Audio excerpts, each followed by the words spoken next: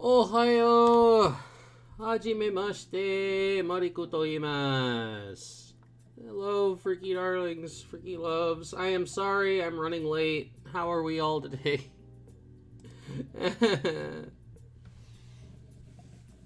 Oh. Isaiah, Nero, Kazo, Isabella, hello. I hope everybody's doing good today. I'm sorry I'm running late. I'm like so far behind on a bunch of stuff. But we're here, we're live, we're ready to go.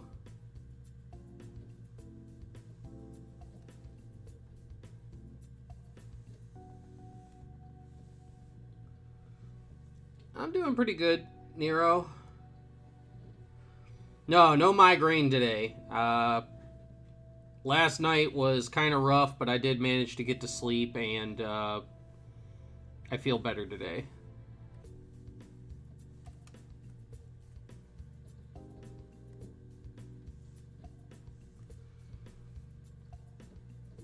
So yeah, no headache.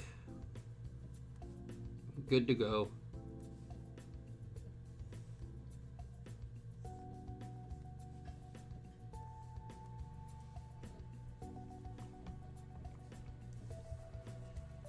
Whew. So like I said, I was just, I'm running behind because I had like a whole bunch of stuff like in the hopper. I was making phone calls. I was trying to get things moved around and ready for the stream. I forgot to put up the stream notification. Then I flipped out and I was just trying to get everything done all at once.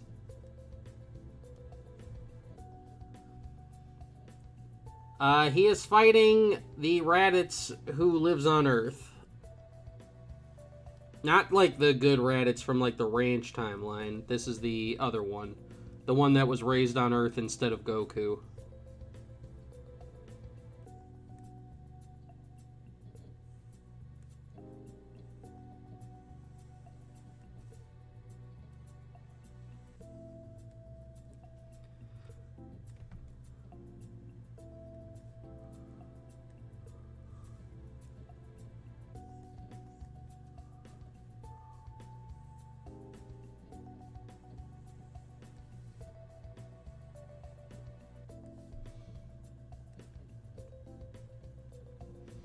Yeah, at least things are going to calm down for a tiny little bit.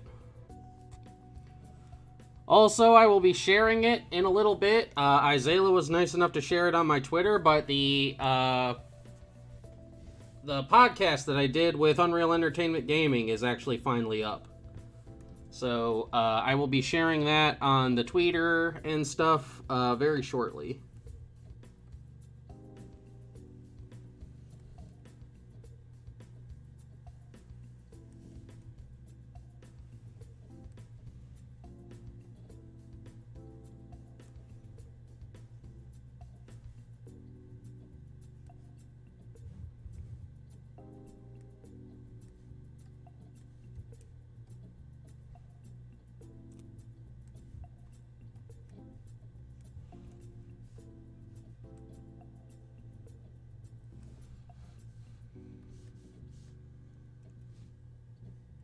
Ah!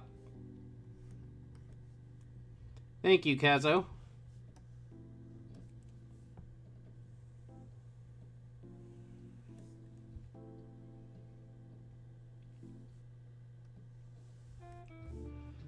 Thank you very much. Thank you very much.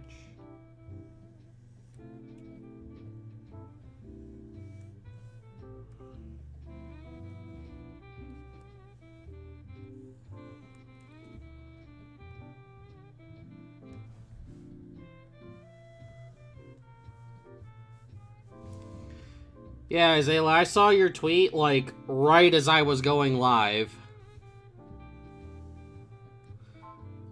So I haven't gotten even the chance to listen to it yet.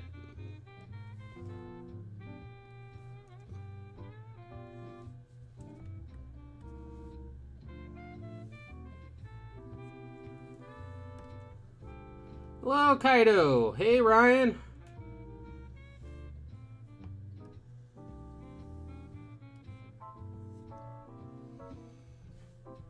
Favorite Dragon Ball movie?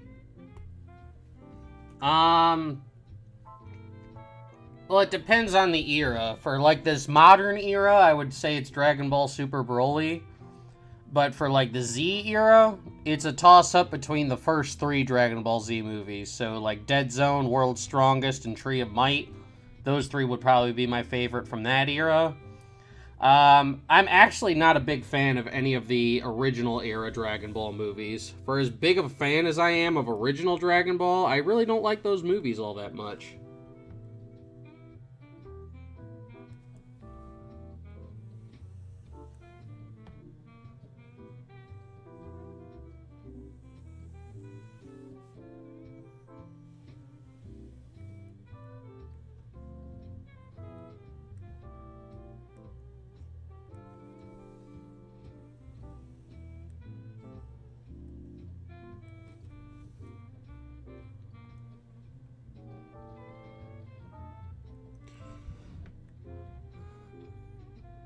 Yeah, I didn't know anything about what was going on. I didn't record the podcast. Unreal did, and I had to do it on. I recorded it on my laptop.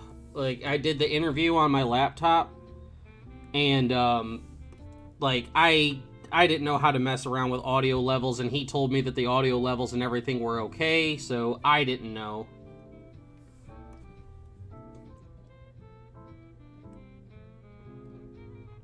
I was not using this mic when I did it.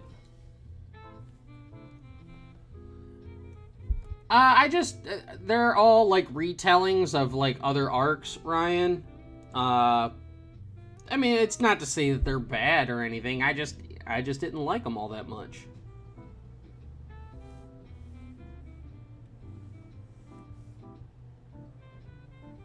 They just weren't my cup of tea.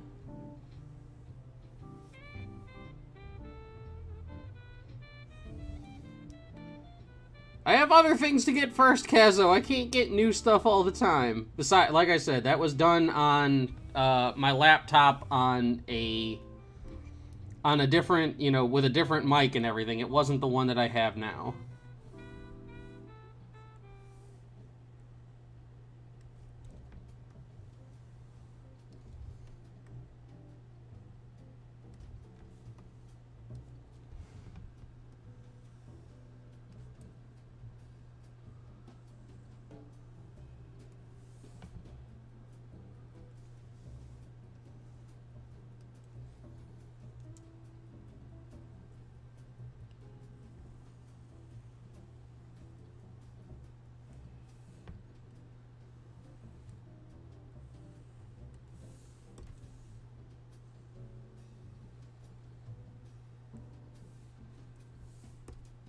No, I wouldn't be. I don't like the. It's not that I don't like the movies or anything, or like. I don't discredit the movies because they're not canon or whatever. I don't, use the canon argument as to why I don't like certain movies. It's just if the movie didn't resonate with me, then I just don't like it. Simple as that.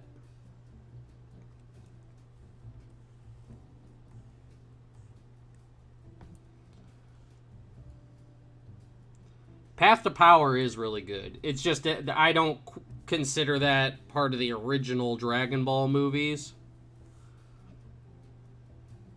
Because that one came out after GT.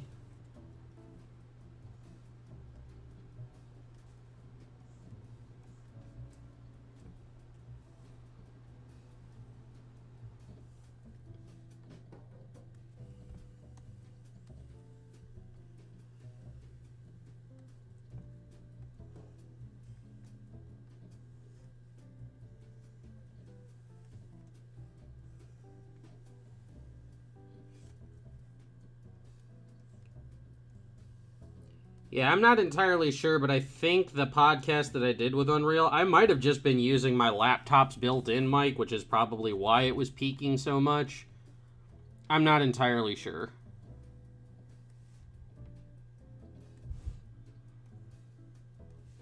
All I know is I wasn't using my good mic when I did it. No, Path to Power came out after GT was already done.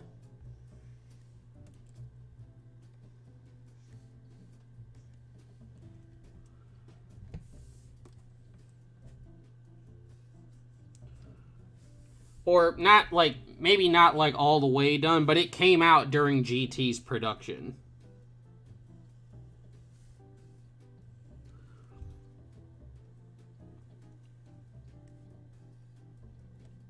That's why it uses the version of Kid Goku as he appears in GT.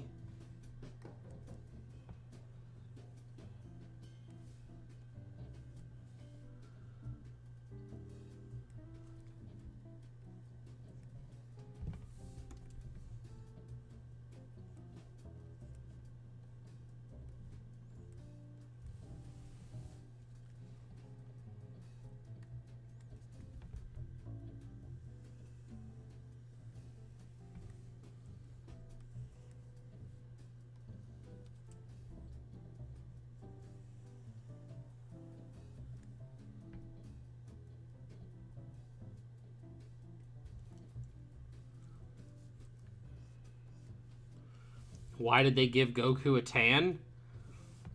To quote Alistair, why does anyone do anything? Sheer, absolute boredom.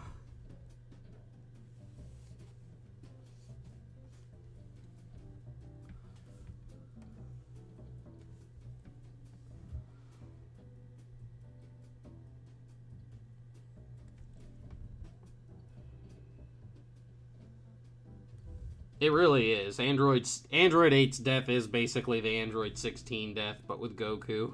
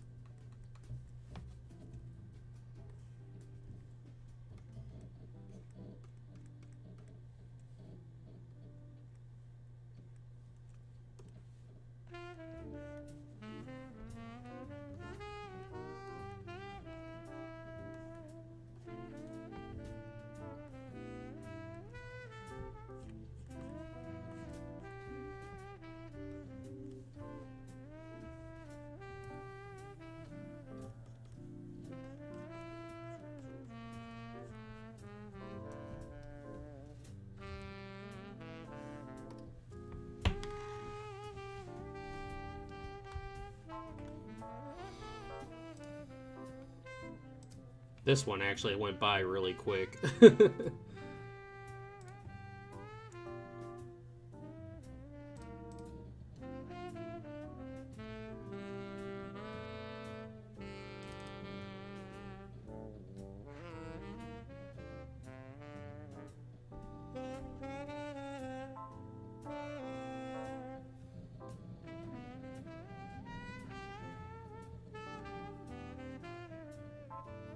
Basically.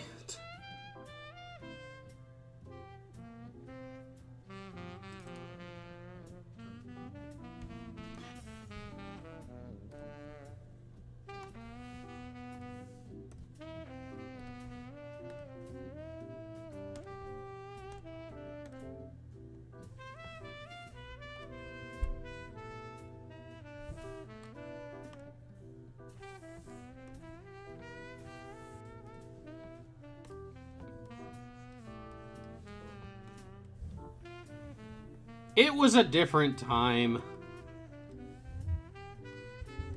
I'm not gonna hold Toriyama to that or whatever.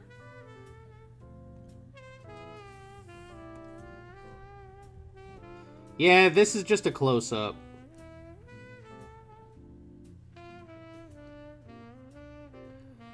The last thumbnail between Bardock and Raditz had, like, they were, like, relatively far apart, and Raditz was, like, we shot it from an angle to show that, like, Raditz was, like, underneath him. Like, that Bardock was standing over him and more dominant.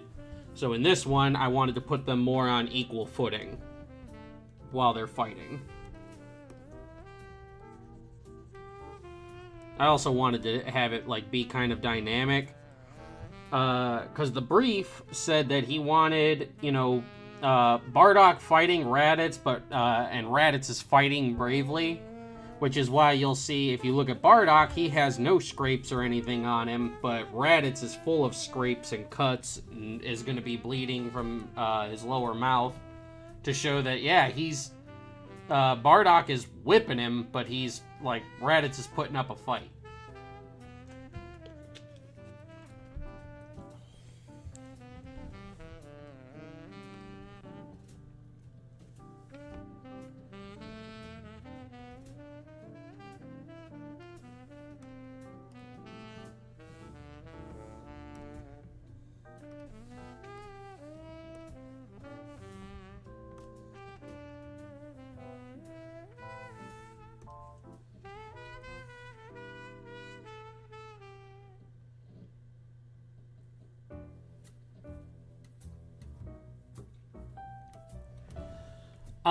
Like a steampunk golem wouldn't be too far out of the realm of possibility. Like I was saying before, Kazo, the folklore character John Henry is actually in the story is a silver golem that has been animated through magic.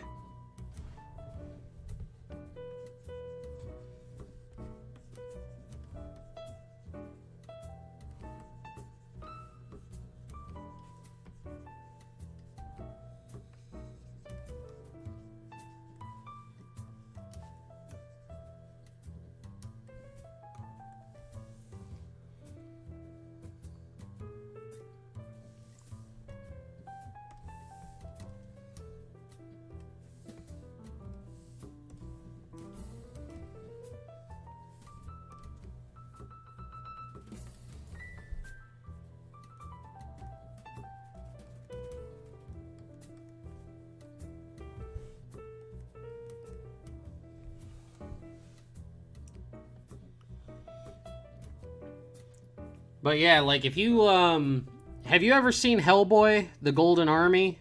Hellboy 2, The Golden Army? Like those the Golden Army, the Golem army of the King of the Elves. Something like that wouldn't be too far out of the realm of possibility. It would just be more like steampunky.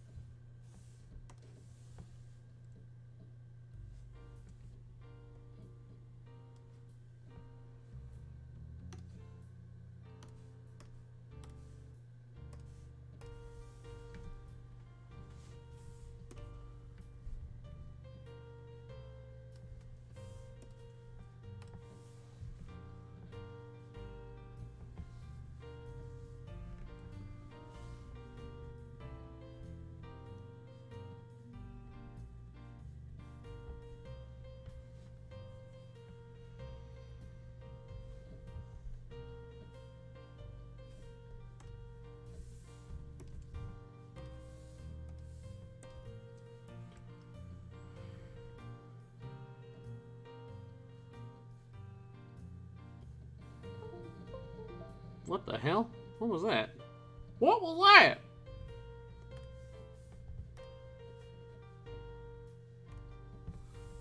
That was a pigeon.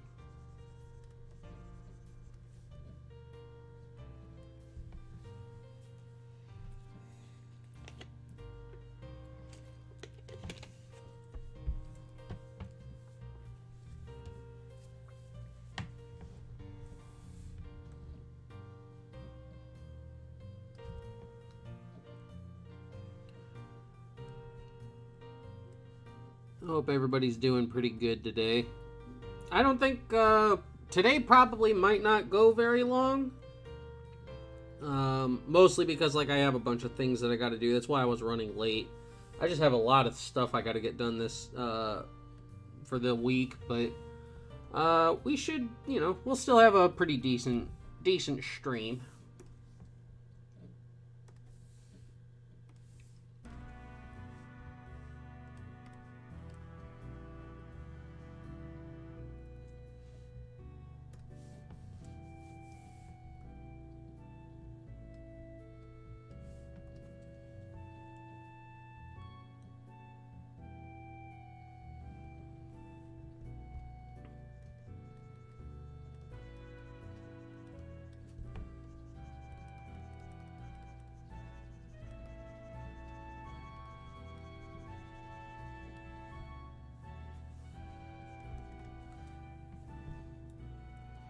Yeah, Arcty, it's gonna be a pretty hectic week.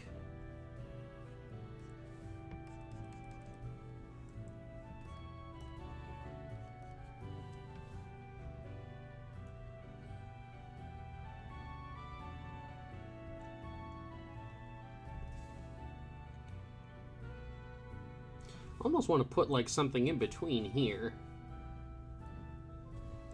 I'll wait to get that part done. Hold on.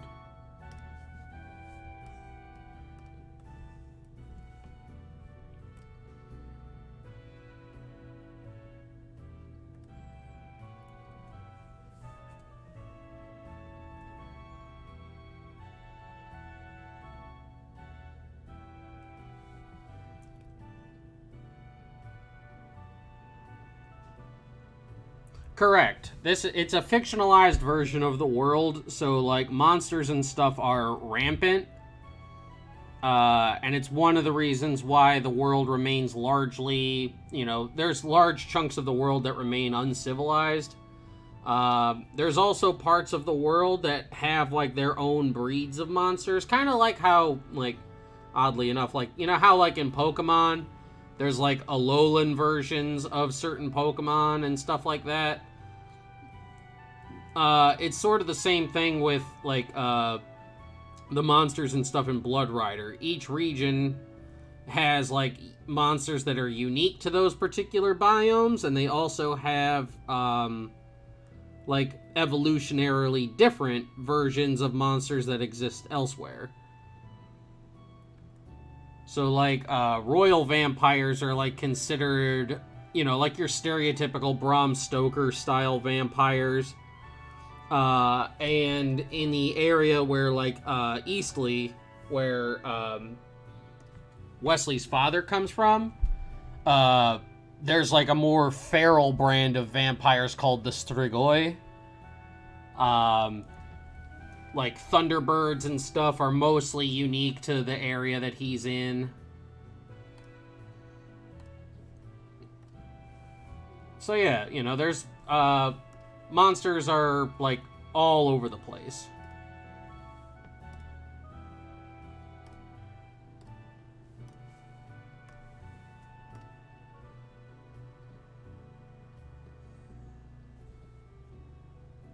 Put a heart in between them.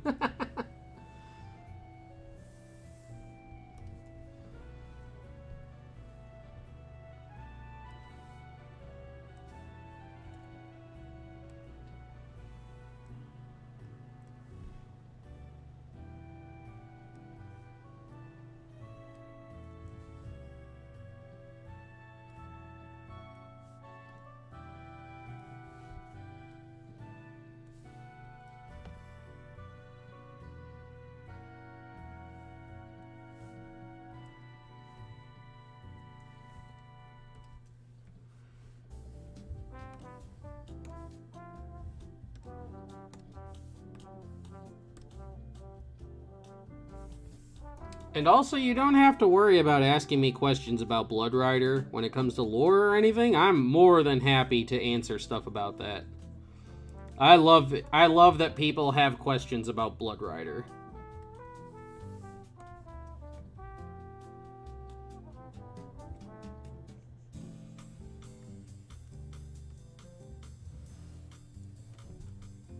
Yeah. I mean, like, zombies are zombies, but, there are, like, variations of zombies. Like, zombies created through science would be more like, you know, something like a Frankenstein or something. Like a Frankenstein monster. Those would be more like, I guess, you know, a word you could call them would be, stitches.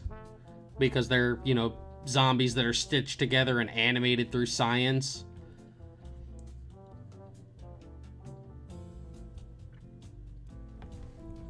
But yeah, there's different kinds of zombies and so on and such forth.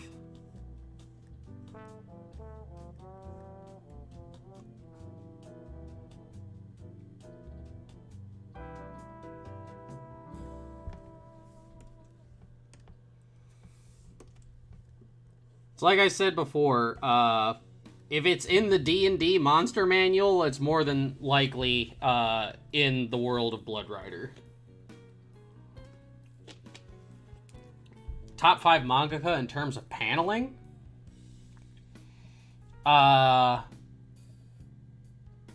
Toriyama is definitely on that list.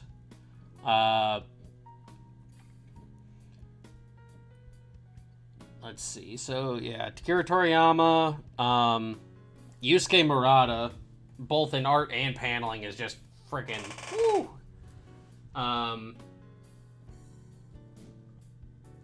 Let's see. Believe it or not, Kazuki Takahashi, the creator of Yu-Gi-Oh! In the Yu-Gi-Oh! Manga, he's actually really, really good at paneling. His paneling is like, chef's kiss.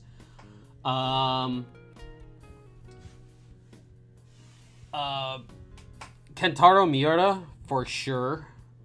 Kentaro Miura has absolutely amazing paneling. His ability to tell a story visually and, like, how cinematic he makes things is phenomenal.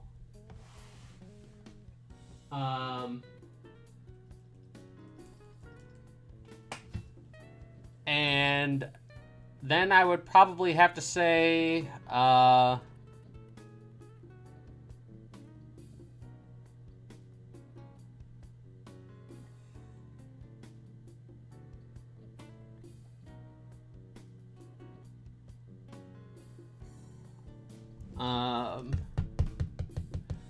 his name is right on the tip of my tongue. The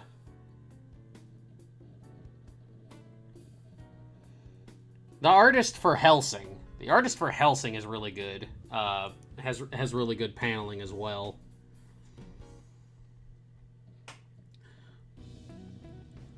Now, Arcty, like, the Frankenstein monster, like the Stitches in the world of, Blood Rider are just, they're like zombie golems, basically, that are animated through science rather than through magic.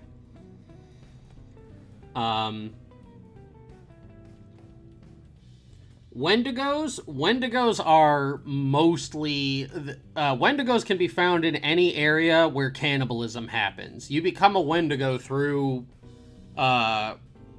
repeated, you know, cannibalism. And Wendigos actually...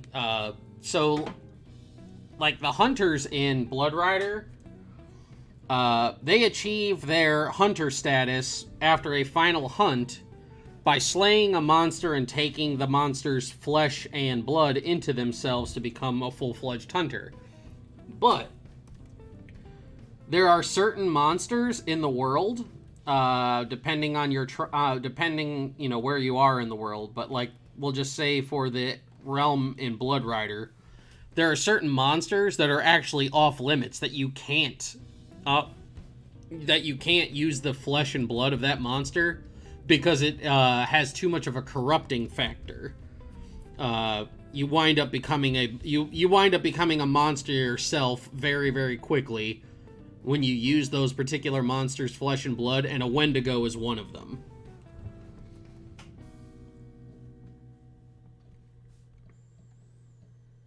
So, like, when there are no, like, Wendigo hunters, because of how corrupting their presence is.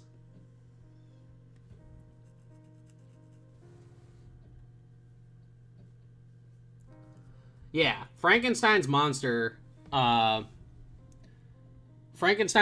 was not, he considered it a failure because he made it like everybody thinks that like the Frankenstein monster was something supposed to be something like ugly and monstrous, but in the actual book for Mary Shelley's Frankenstein, he actually made it very handsome. It was a very, like, I think he even like specifically said it was a very beautiful man, but the eyes were like very freaky and unsettling. And when the monster woke up, Victor like freaked out and considered it a failure.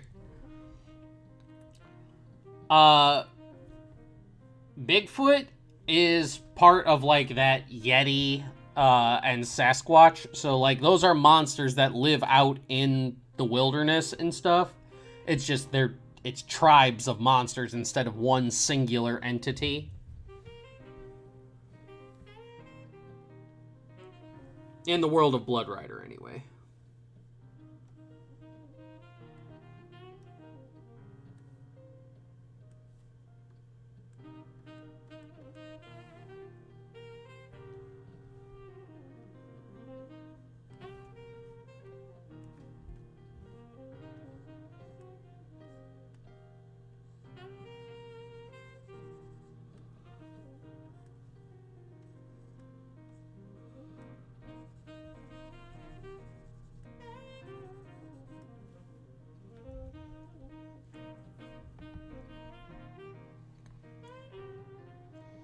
Yes, there are actually different forms of basilisks.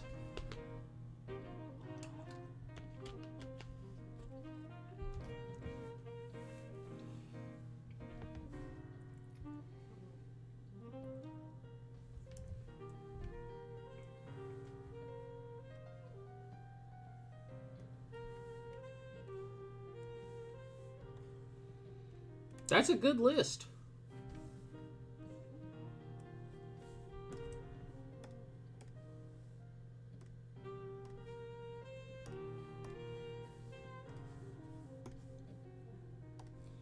Yeah, there's basilisks, cockatrices. Those are all things that live in there.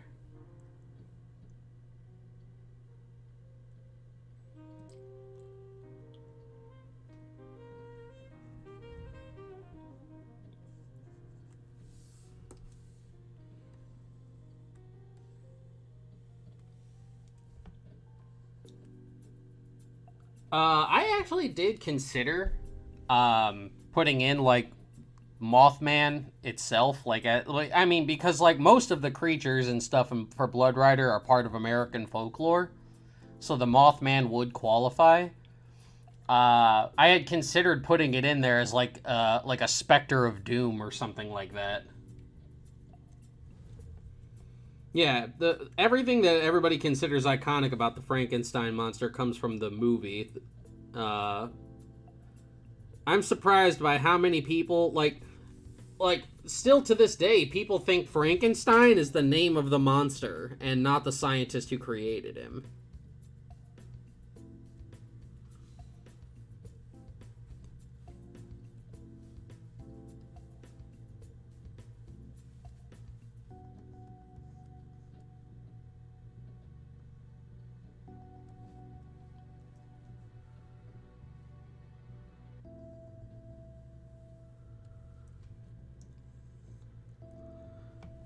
The VIP does change. It changes every Wednesday.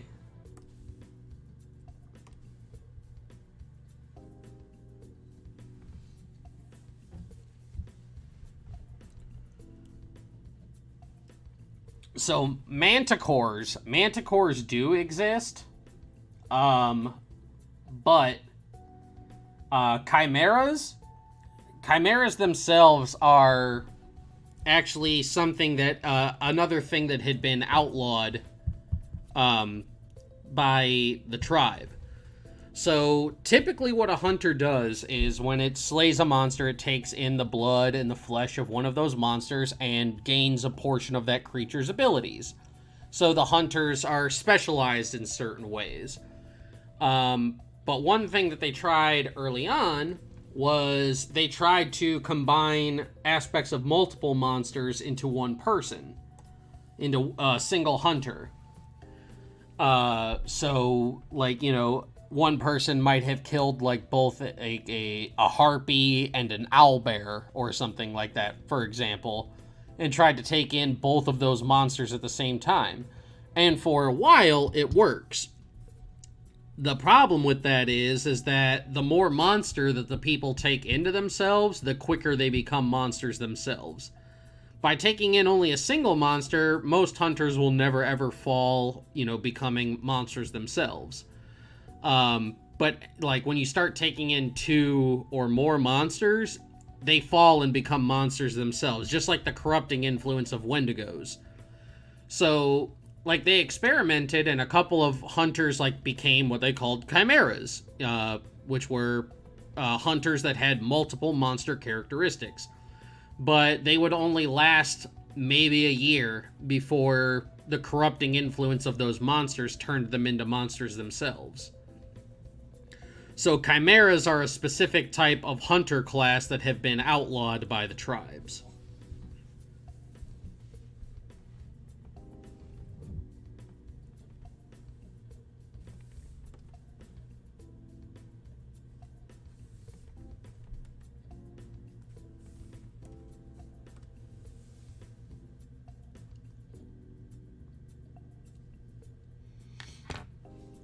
Oh, not anymore, Kaido.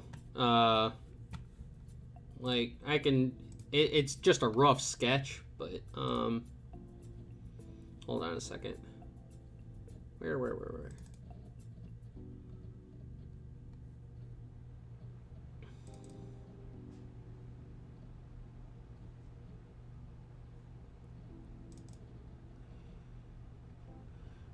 We did rough sketches, like, the eyes and stuff have all changed. So, like, all the eyes in Blood Rider are different. Like, we're getting away from, like, the Dragon Ball style eyes and going something a little bit more unique.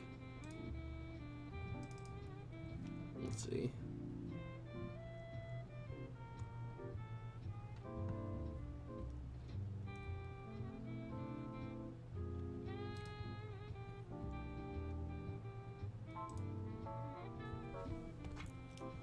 Does his Wesley Cowboy Raditz? No!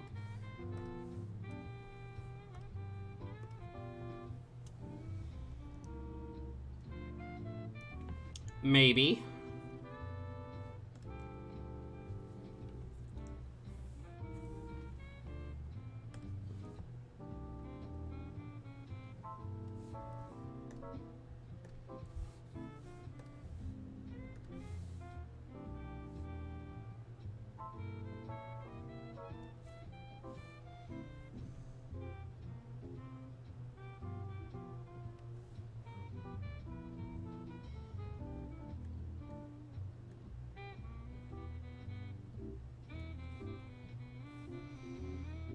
Like, I had to clarify a while ago that, like, there's guns and stuff in Blood Rider, but, like, the whole, like, stereotype of, like, Dragon Ball, like, where there's, like, beam weapons and beam struggles and stuff, that kind of stuff isn't going to be happening.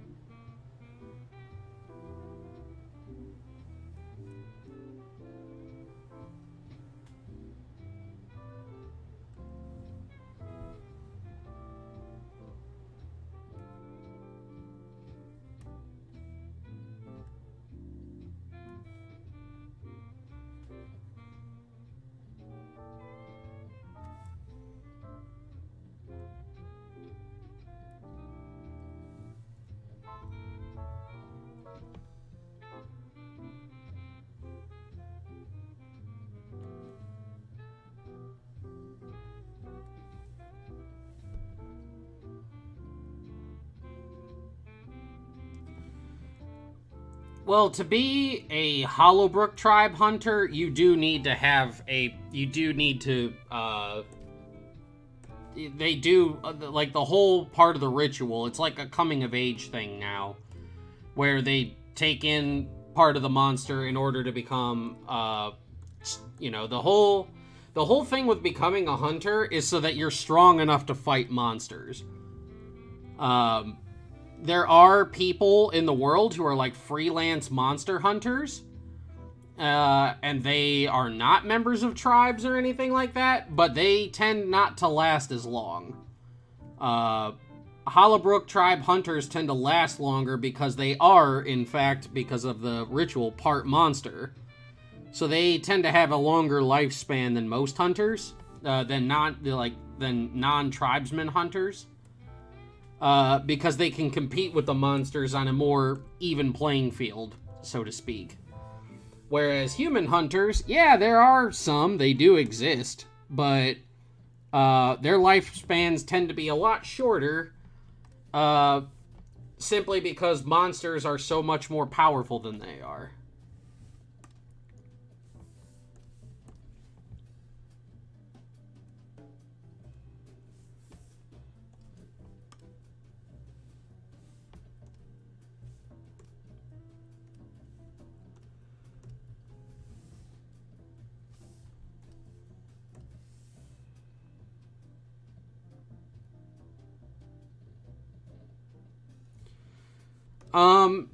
Certain hunters get certain benefits depending on the monsters that they slay. Certain monsters just do certain things. Like, they can't, like, eat a, like, you know, take in the flesh of a basilisk or whatever, and, oh, well, now like, every hunter who does a basilisk gets, like, petrifying gaze or whatever. Like, for example, like, a hunter who uses the flesh and blood of a harpy doesn't gain the ability to fly.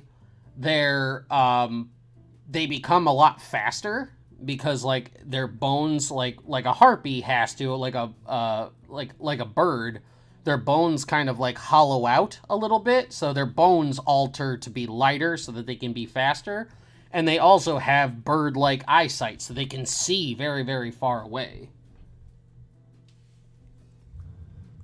Input lag is still a little bit there, but not so much. And, no, they're, like, there's no, like, this is a very, like, there's magic and stuff, but, like, surgeries like you're talking about, Nero, like, those kinds of things don't exist. This is a very, like, you gotta think of, like, you know, mid to late 1700s, early 1800s level technology. You know, we're still back in the time where, oh my god, you've got, you know, you stubbed your pinky, I guess we have to amputate your hand, basically.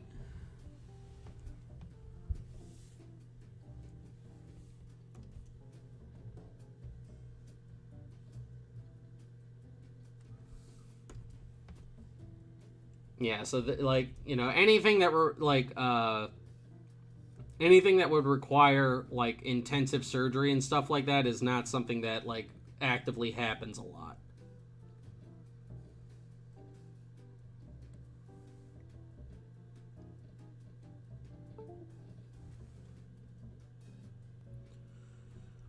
But yeah, like, there is actually, like, a famous, in the story of Blood Rider, there's actually, like, this famous troupe of female vampire hunters. They specialize in hunting strictly vampires. They don't hunt anything else, but, like, they're humans and they get called in a lot to hunt vampires. And they are, like, they're famous because not only are they human, but they have lasted a lot longer than most, they've lasted long enough to gain a reputation, basically.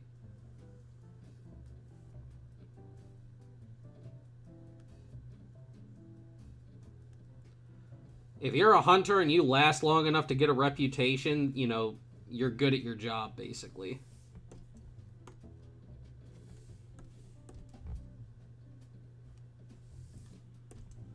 But yeah, there's this little trio of female vampire hunters by the names of Faith, Hope, and Charity. But they specialize in hunting vampires and vampires only. Like, if you have a basilisk problem, they are not going to be able to help you. Kind of like, think of, like, Goblin Slayer. Like, Goblin Slayer is, like, he's really strong and everything, and, like, he has, like, a silver rank in that world. A silver rank adventurer is nothing to sneeze at, but he specializes specifically in goblins. He knows everything there is to know about fighting goblins and hobgoblins and stuff like that. And when it comes to, like, other monsters, he only does it if he has to. Otherwise, he just basically avoids them at all costs. Or not at all costs, but he just, like, he doesn't take jobs involving those monsters. And it's sort of the same thing with Faith, Hope, and Charity.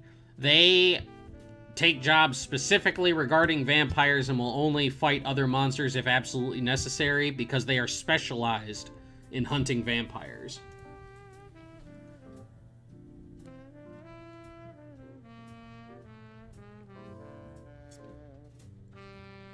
Are all monsters inherently evil? No. Not all monsters are inherently evil. It's just some monsters are like... It's like I said, it's kind of like the D&D monster manual. There are some monsters that are just... They're neutral. They're monsters, but they are basically like animals. They function on their instinct. It's just a lot of times their instinct happens to involve humans getting caught in the middle. Like, most griffins and stuff are basically like giant bird lions. And they function like giant bird lions. They are out hunting and stuff, and it's just they are huge, and humans and the elder races are tiny, and they can eat them. So, like a small village or whatever being pestered by a griffin, it's not because the griffin is inherently evil and he's targeting them, it's just he's hunting.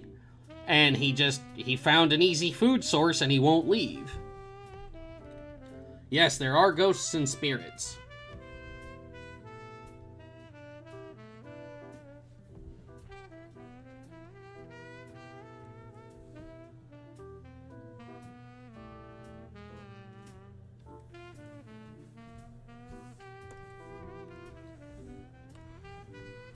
So, like, yeah, there are monsters that are evil.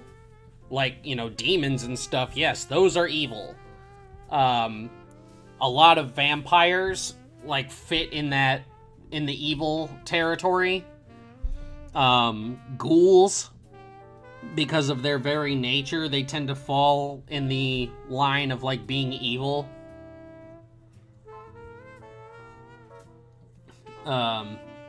But yeah, there's monsters that are they just exist.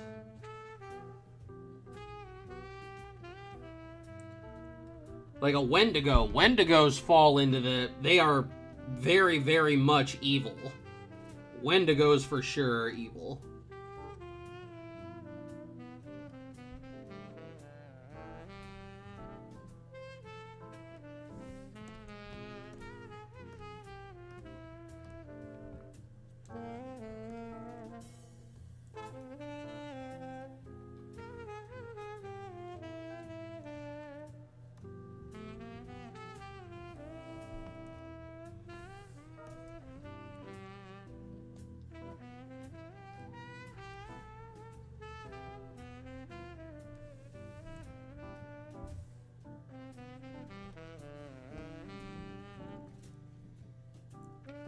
Arcti, this is not Konosuba, so there is no Aqua. This is not an isekai world with worthless goddesses and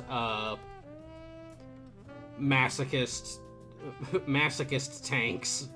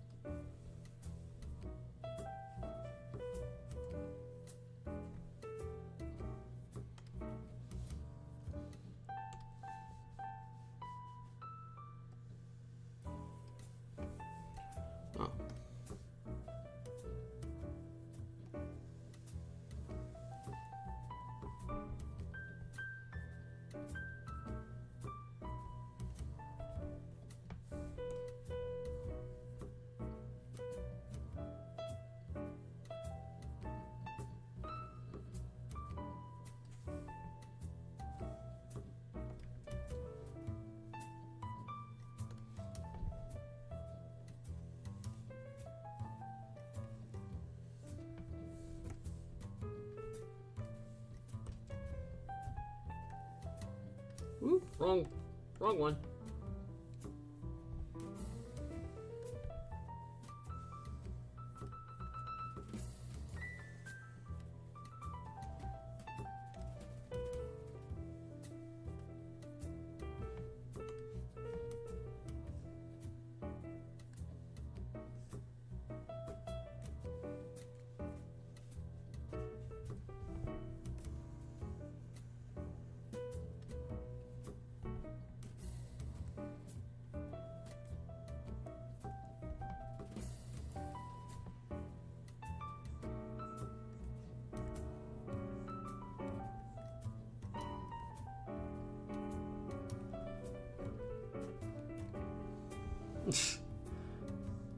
This is where old folks go after Florida, son.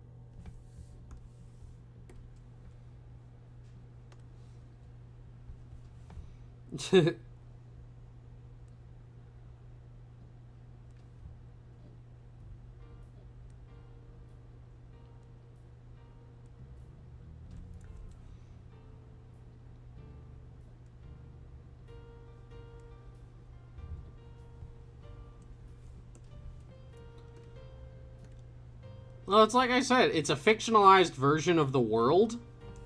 It's like if you took our world and made it so that every character, every creature and character from folklore and mythology existed, that's basically what it is.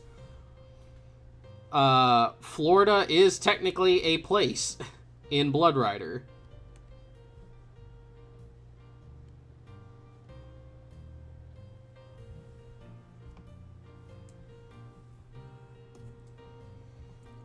Wesley's father is he's what's called a royal vampire. Royal vampires are one of like the top 3 monsters that you can face in the world. They are one of the strongest monsters that you can ever like hope to come against because they're ancient. They are old, powerful vampires. And as such, as of right now, there are only 4, like, so much so, they're very rare. There's only, like, 4 royal vampires in the whole world, and Wesley's father, Eastleigh, is one of them. And Markov Eastleigh came from across the sea and met Wesley's mother, and they fell in love, and when Wesley's mother gave birth to him, his mom had to be banished from the tribe. But she left Wesley with the tribe and then left with Eastleigh. So Wesley has never met and does not remember his mother. Has never met his father, honestly, and does not remember his mother.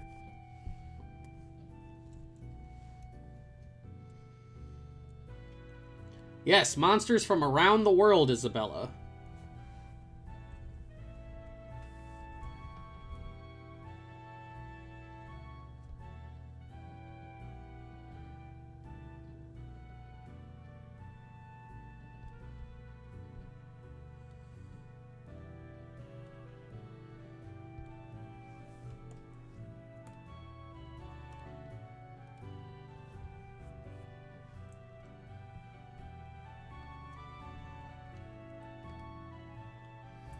Wesley does have siblings.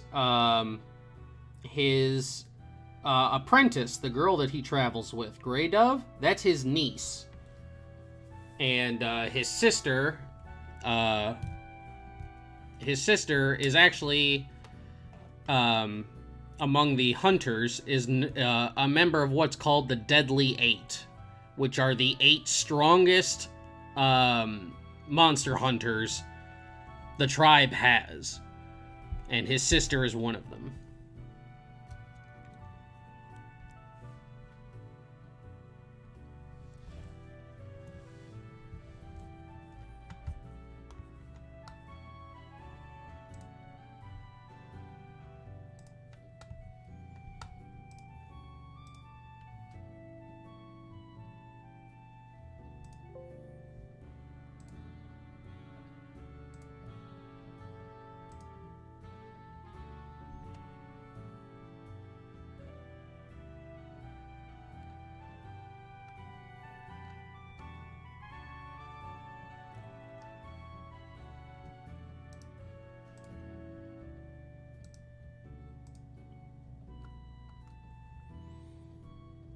Alright, got that one done.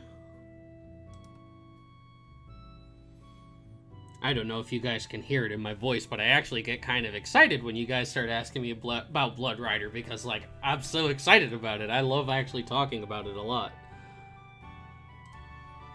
Alright, we got that one done. We're going to be working on this one.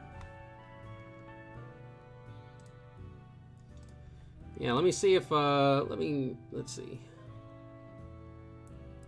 Actually, here's actually something that's kind of interesting for everybody. This is actually an emote of his niece, Grey Dove, that was made by the lovely Rainy. So this is actually an emote we have of Wesley's niece.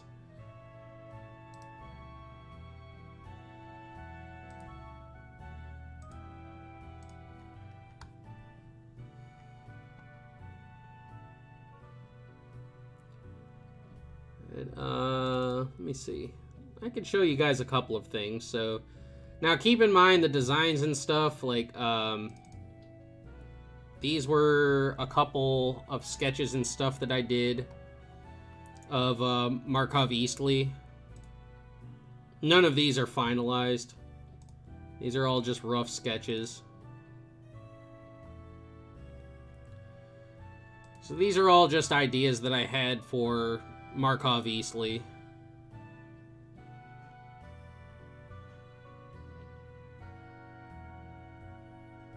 He's a very sophisticated kind of man, but you know, he's also not very not the most welcoming. But yeah, Wesley's mom fell in love with this guy. I'm probably leaning more towards like this design because he's not as like viscerally unsettling.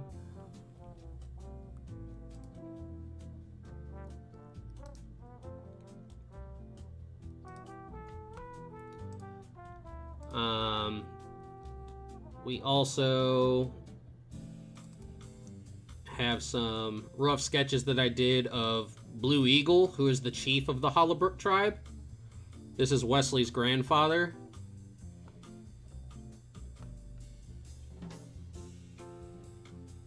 A mountain of a man. He's about... This dude is like about 8.5 feet tall. He's a giant.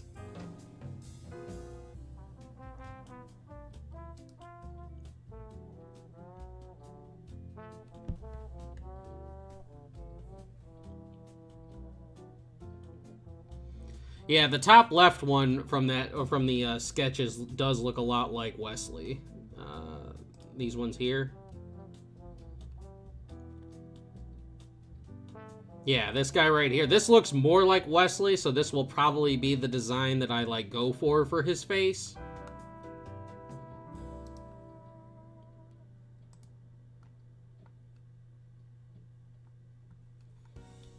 But yeah, let me go back to him. Yeah, this is Chief Blue Eagle, and he was actually the very first hunter. One of the stories that I actually want to do is showing like the origins of the hunters and how Blue Eagle became the first of the hunters and everything and stuff like that.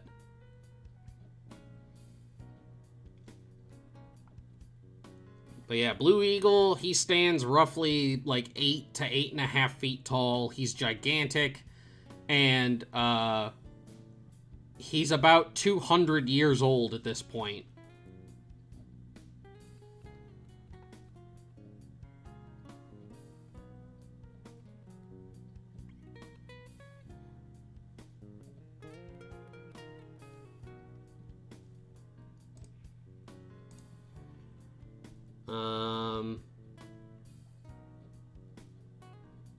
Let's see. I have, even though you can see a lot of this, this was the sketch for, this is Wesley's sword, the Black Feather. And the writing across it is actually, I believe it's Cherokee. This is either Cherokee or Comanche. I can't remember, but it is the Cherokee, or it's Native American lettering. It means blood.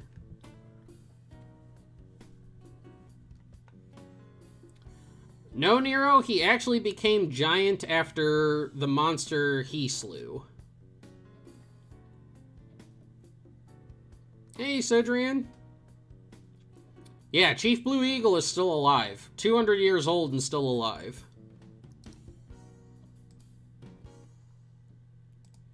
Yeah, this gigantic house is 200 years old, and his hair hasn't even grayed. He's still alive.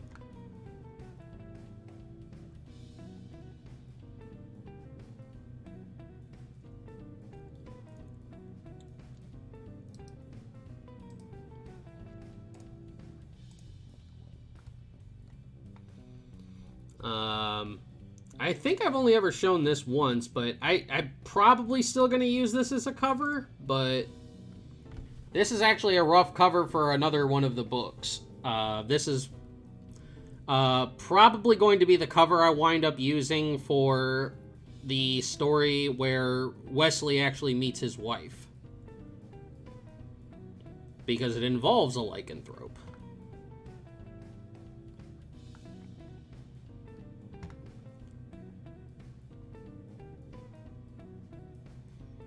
Actually, yeah, I called it Roosters in the Hen House.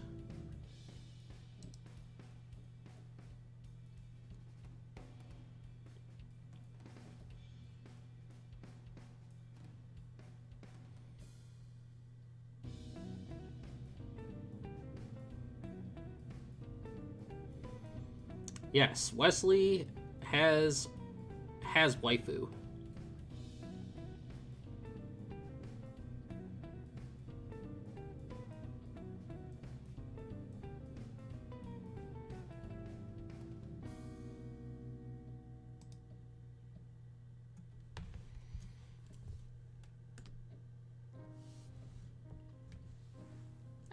People are already making freaking Blood Rider OCs. That's so cool. That makes me happy. Yeah, this is another,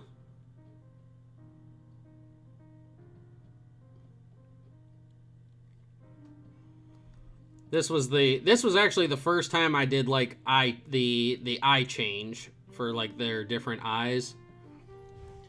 Actually, for Great of here, I added in something. So I actually put in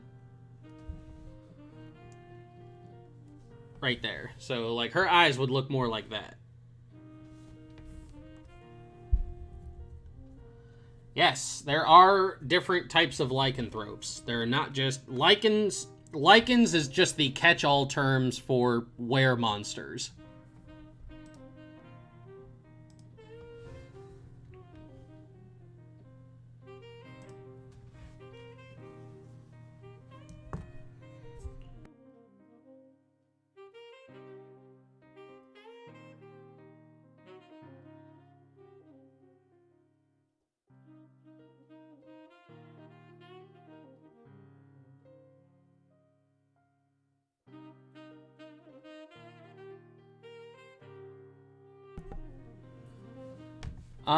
I don't think... I'm not entirely certain. Like, I mean, it might be possible, but I don't think, like, magnetism is something... Like, there's monsters that have, like, telekinesis and stuff, but... I don't know if, like, you know, magnetic powers are something that, like, are actually, like, in there. But,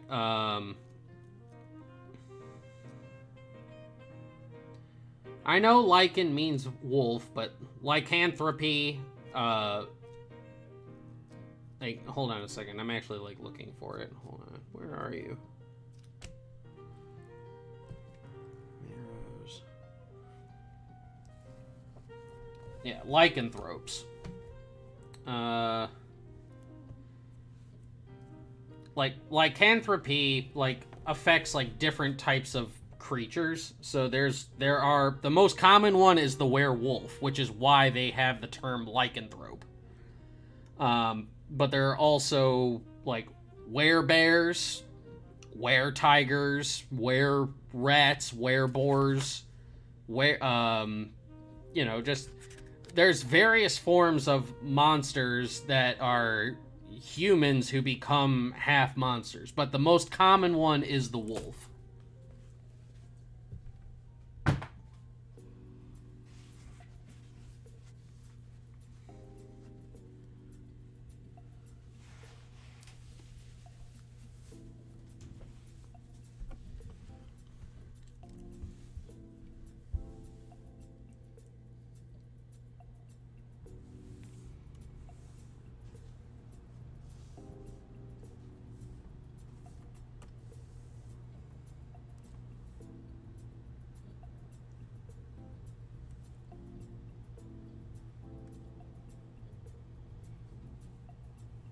No. Just live with it, Arcty. They're called lichens. They are just, it's just like the whole, like, Pale Rider thing. They're called Pale Riders not because they are actually the personification of death, but because they are literally pale. And when lycanthropes, like, you know, it's basically a slang term. It's not a scientific term. The lichen name is a slang term for humans who are cursed and become, you know, animal men, basically.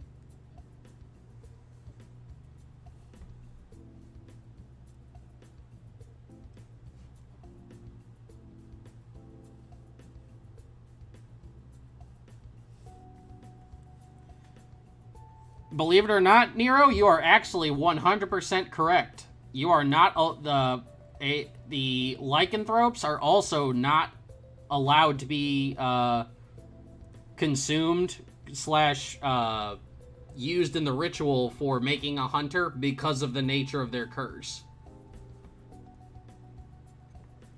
Because of their cursed nature, you can actually corrupt the hunter and turn them into a lycanthrope themselves. So yeah, lycanthropes are not allowed to be consumed for the hunter ritual.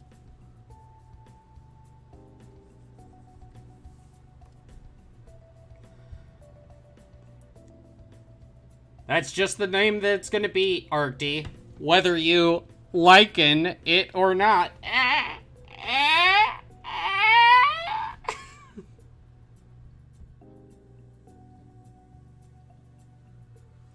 Yes, I know, I deserve to die for that joke alone.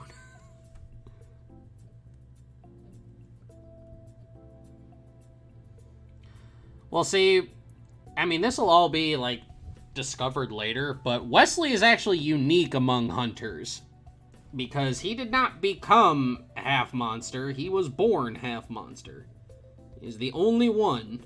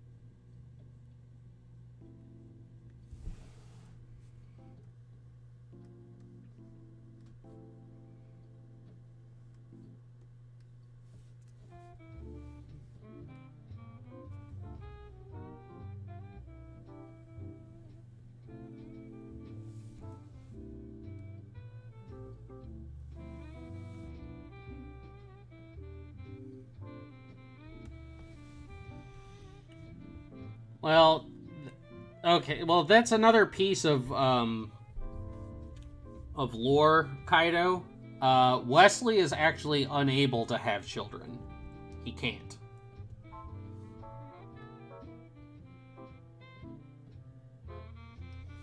No, Wesley did not do the ritual and take in monster flesh. Wesley was born half monster. So he's unique among hunters in that he didn't have to do the ritual of joining, basically, in order to become half monster and gain his powers. He was born with his powers. He still did the hunt and everything, he still did that, but he did not take in the monster flesh to himself.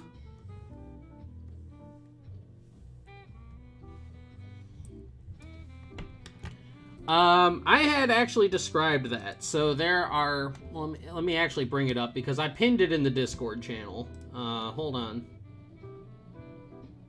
I love talking about lore. But here, let me bring that up really quick.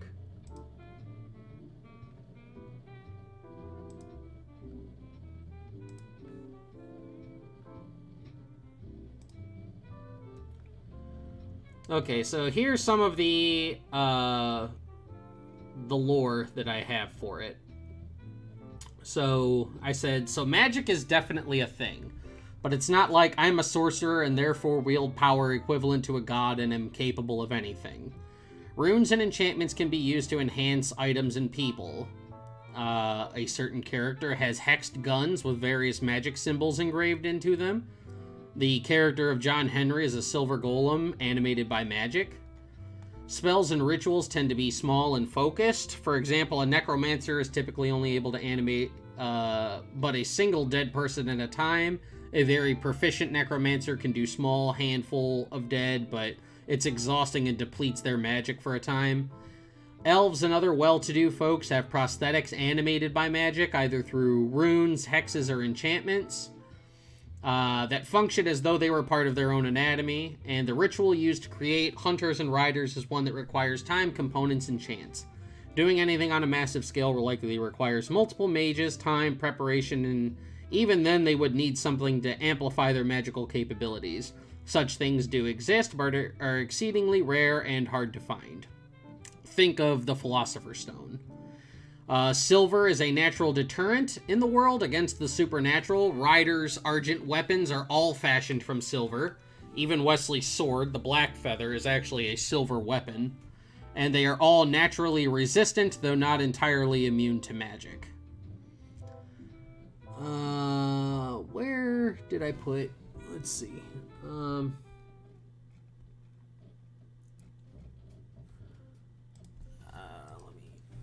Actually, I didn't pin that particular part of the lore, so... But I know what I... There it is. Okay, so I said... Here it is. Riders, or hunters, fall into 3 different groups. There are Class B hunters, who are the lower-level hunters who can handle most contracts.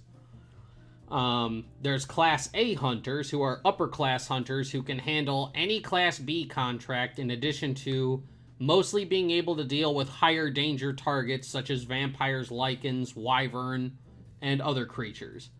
Then there are the Deadly 8, the 8 strongest hunters of the Hollowbrook by a wide margin, who can take on any contract. And Wesley is actually about the bottom of Class A, and his sister is a member of the Deadly 8.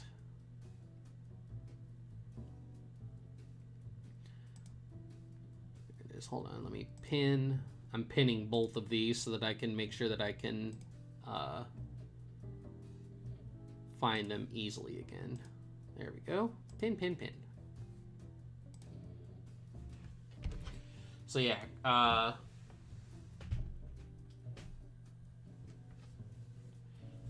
the hair colors are actually like pretty normal. It's not like there's giant like purple, whatever. There are certain races that have like different colored hair, that are more like anime styled hair, like tieflings and stuff like that.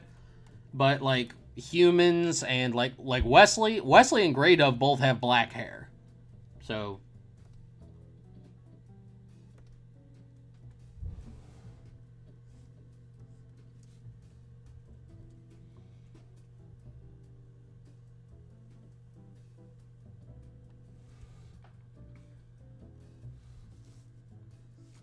it's not so much an organization. The tribe of the Hollowbrook are famous for monster hunters.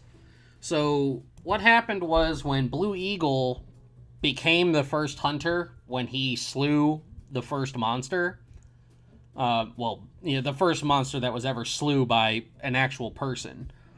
And he traveled around, and, because he was so strong, because of what he had done and the monster that he had taken into himself, when he traveled around, he would slay monsters because he was better at it than humans. Humans and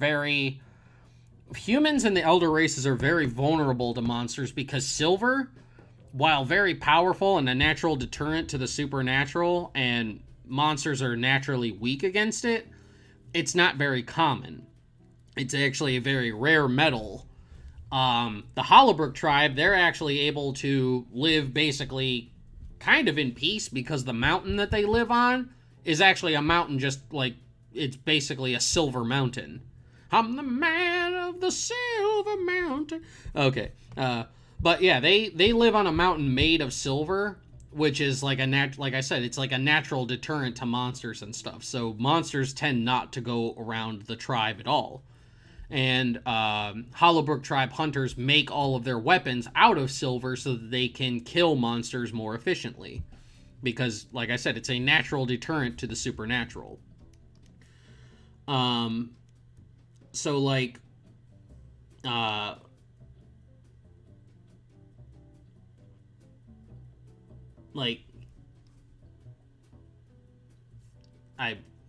dang it, I lost my train of thought. Dang, see what happens? Yeah, there's me brain going at work. But yeah, that's what it was. There's no like organization of hunters. But when Chief Blue Eagle started like having more and more of his warriors become hunters, because there's just so many monsters and so many people needed help, he couldn't do it all on his own. So eventually he kind of stepped aside and let his warriors become hunters, and now that's how his tribe like barters and makes money and everything, is his warriors go out and make money for the tribe by monster hunting.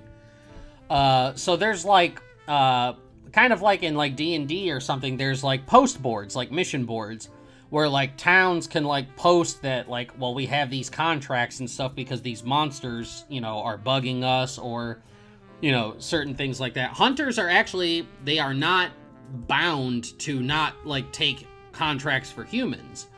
So like a hunter can actually like be commissioned to like go and hunt down like say a guy like broke out of jail and like murdered 3 people and went missing, and they can't find him anymore, and like his trail is run cold. People in that town can put out a contract for that person for hunters because they are naturally very good trackers. So yeah, it's not so much an organization, but it's basically what the tribe does.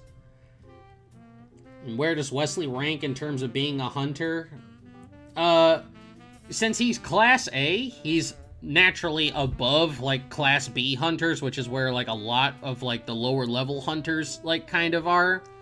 So like he's like in a mid class, but he's all the way at the bottom of the mid class. So he's better than your average hunter, but he is like, he's not quite, he's like on even tier, but lower than like the top of the line hunters, and then like he is way under the Deadly 8.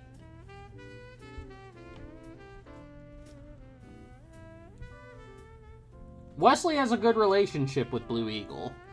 Blue Eagle raised him basically from birth when his mother got banished from the tribe.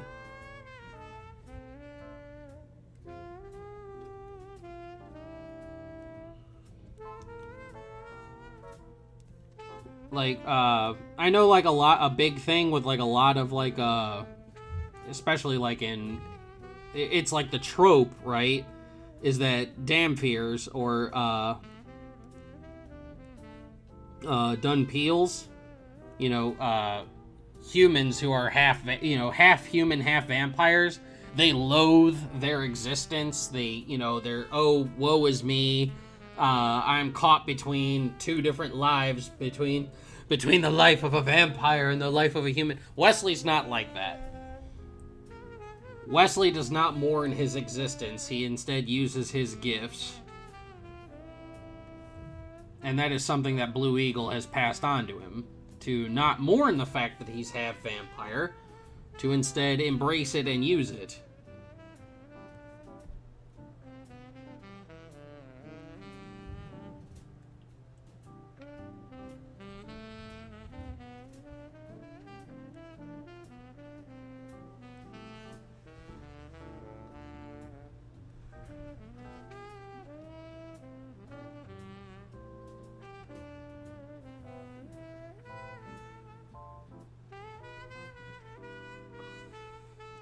No, Blackfeather was not made from a monster. So I can't get like fully into the details because it's spoiler territory. All I can tell you is that sword, the sword was originally made for Blue Eagle. It was originally going to be his sword. But certain things happened and it has been with Wesley ever since. But that sword it was not made with a black blade. The blade is not originally black. That's all I can say about it. The blade is black through some other means that I cannot get into currently.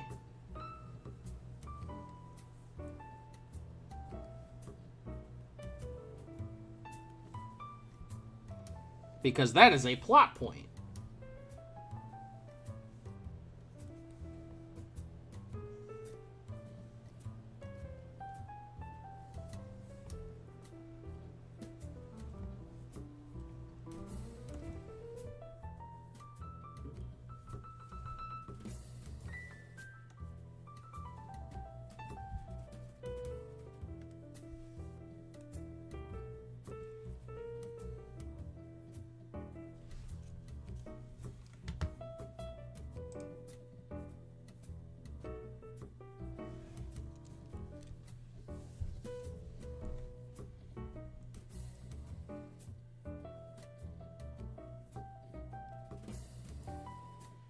I'm at 9 patrons? Huh.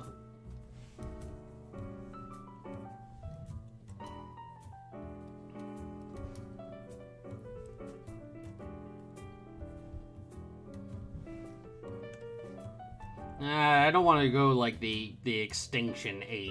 You know, the Deadly 8 right now is like, it's fine. I may come up with like a different name for them by the time like they are like for real introduced in the series. But for now, the name we're working with is the Deadly 8.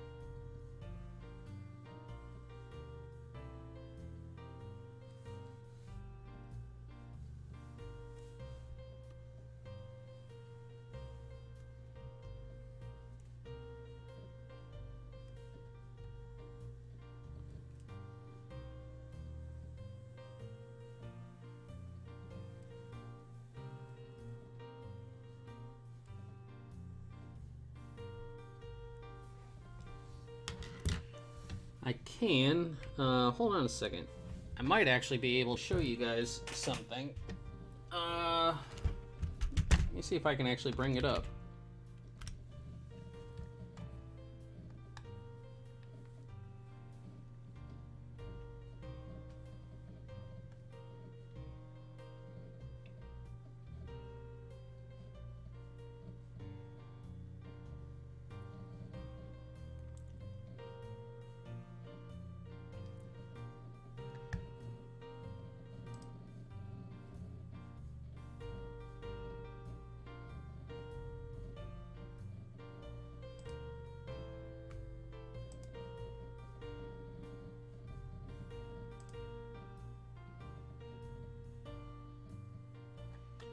All right, yeah. Actually, here I can bring it up really quick. Hold on.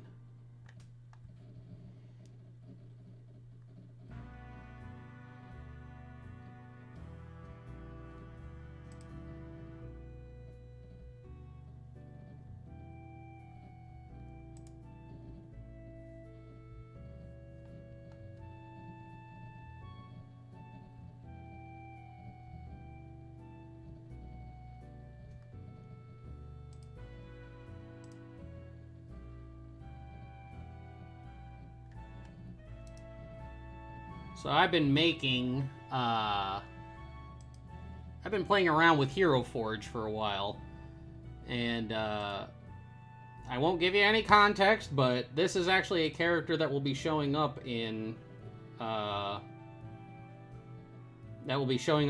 Rider, and I already made a mini of it. That is, that's Billy the Kid.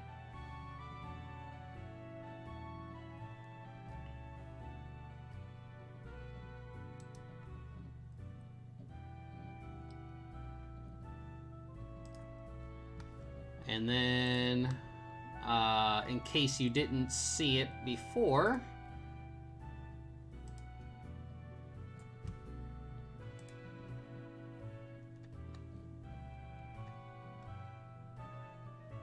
because I know I've shared it, but I don't know if anybody has seen it yet.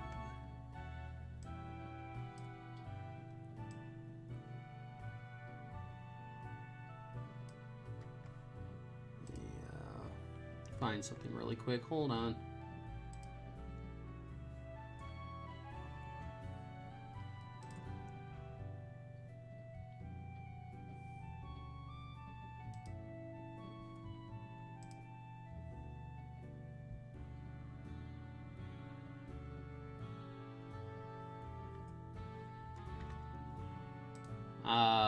This was another one that I did.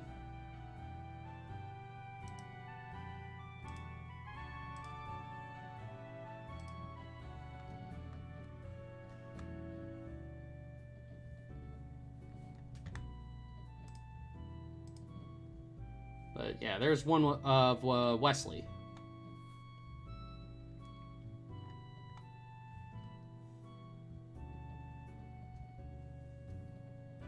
And then you can see, like, he's very, very pale. That is something that happens with, that's why they were called the Pale Riders. There's another piece of lore for you. So, like, normally they are very tan. They're like Native Americans. They are usually very, very tan. But when they undergo the ritual and become part monster, their skin is permanently bleached like ashen white.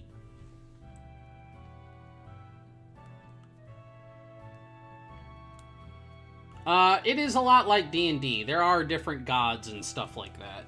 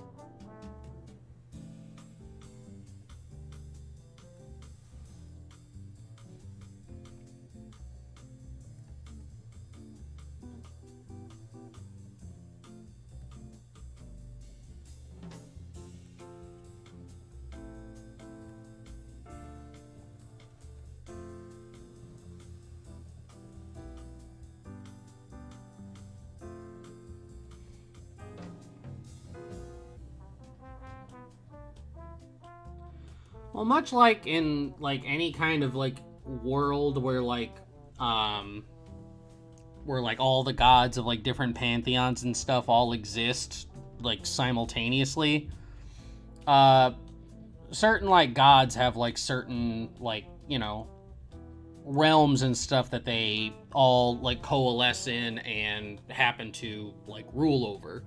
So like if like, say for example, like if the Greek pantheon or whatever existed, they would rule like that area of like Greece and Europe, and then there's like the Norse gods and stuff, so they're like kind of like brother sister god tribes or whatever.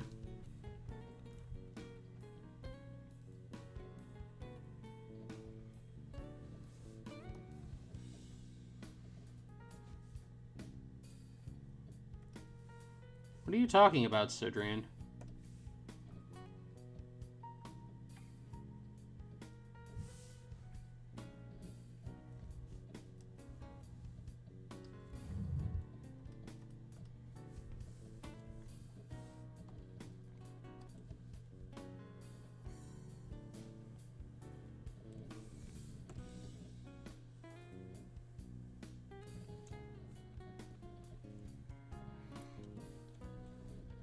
Now that's like I'm saying like right now that like this is not to say that like the Greek and Norse pantheons all exist in Blood Rider. Um,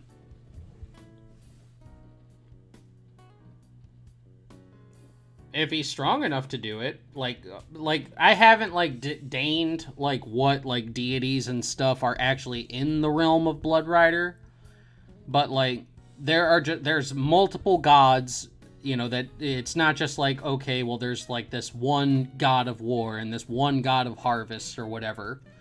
You know, there's different pantheons of gods who rule over different quadrants of the world. Then there's different, like, you know, just different aspects of different things.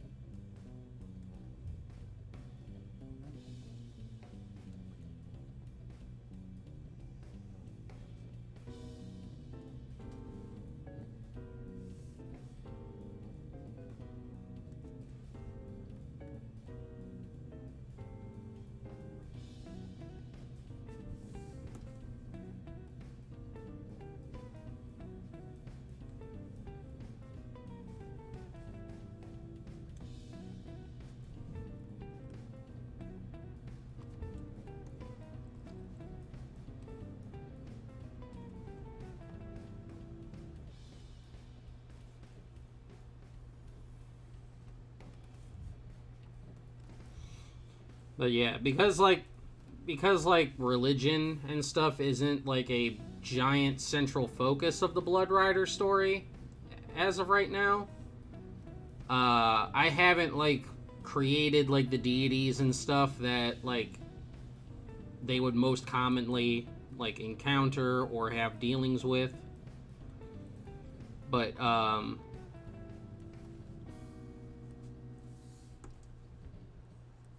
you know, it's just something that I have to get to eventually. But it's not the central focus of the story, so I haven't like paid much attention to it as of right now.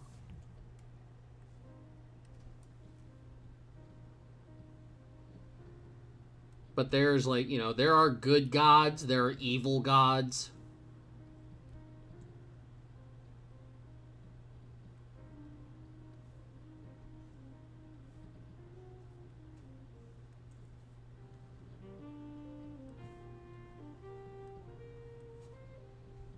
You know, there are gods that are like embodiments of like elemental forces. You know, there's all the different like divine beings in the story like have different things. There's not just like a one above all kind of god.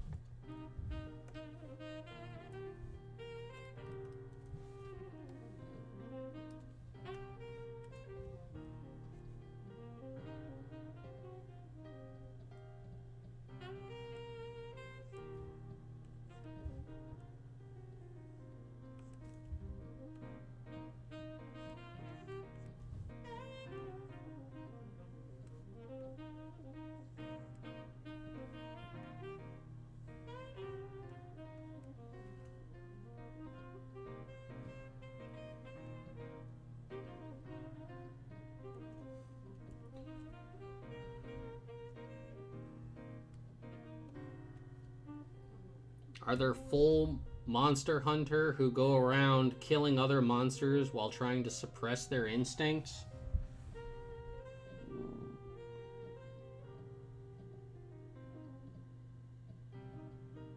Oh, you mean monsters who are monster hunters who have gone full monster? No, once you become like a full monster, like they basically like they lose their reason and their humanity.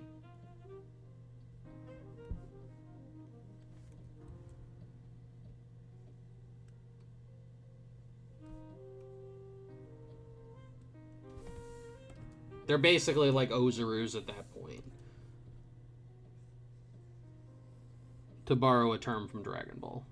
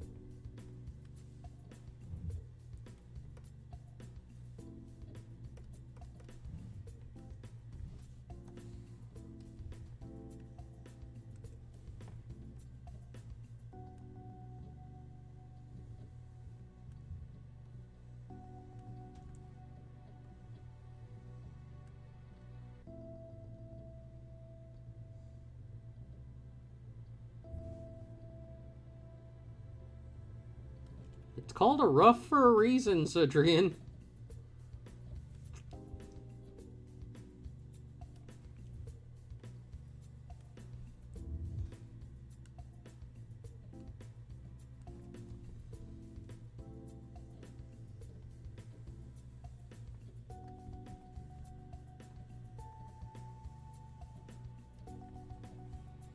I do noses that way in the roughs a lot because it's just easier.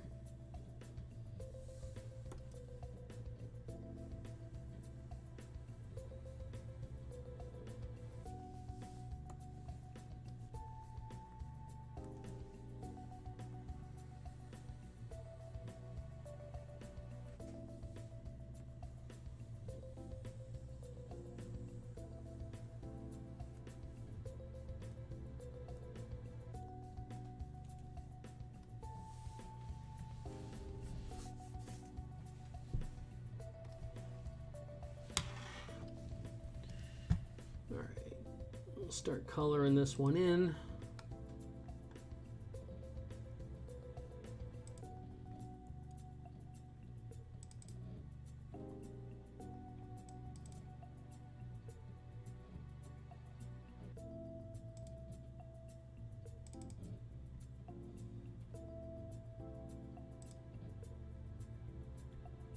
Or, yeah, it would be in here. Maybe. Yeah, there's one.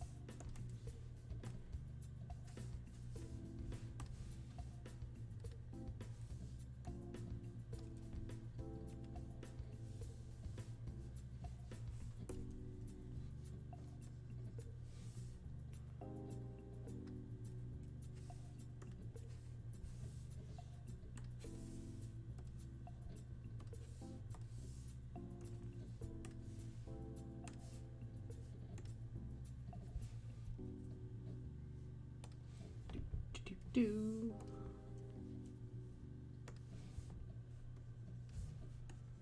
There we go, that's better.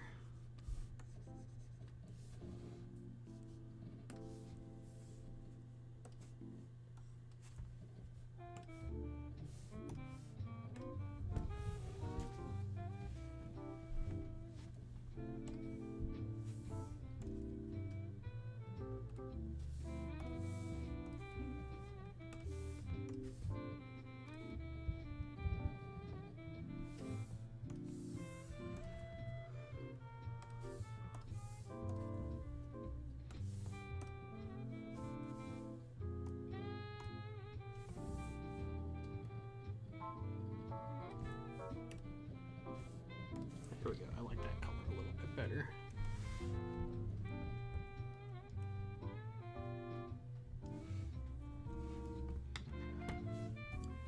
Now, I need two different kind of images. So first, let me see if I have one.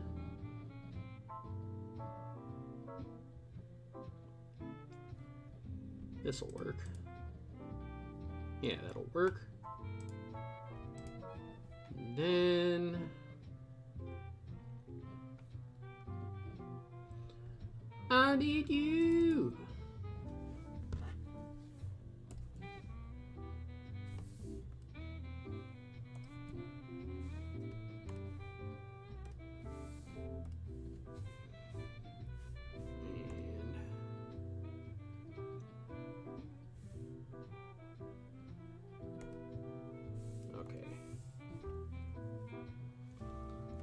This one, what we're going to do is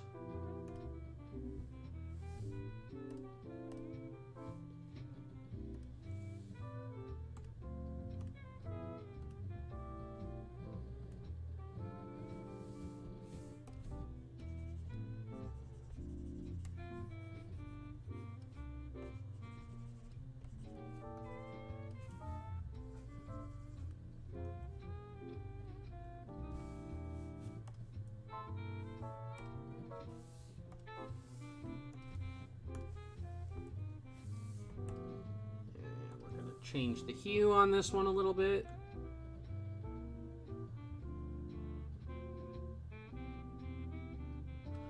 All right, Cedrian, thanks for coming out, bud.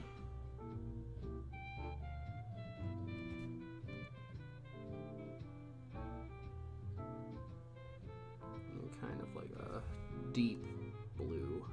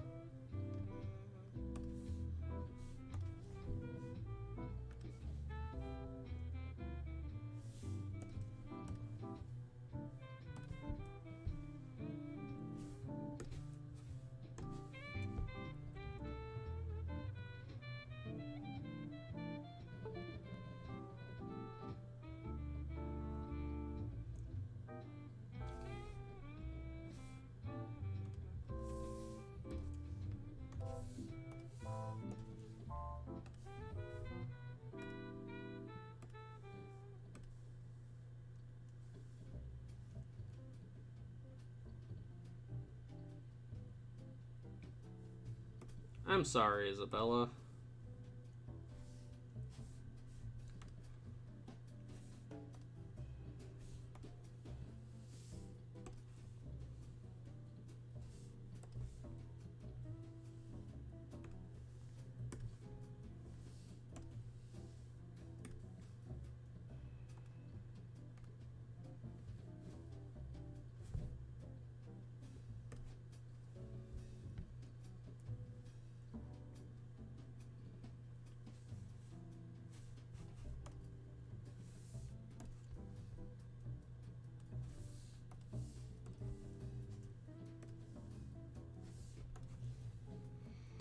Have a good night. Sleep tight.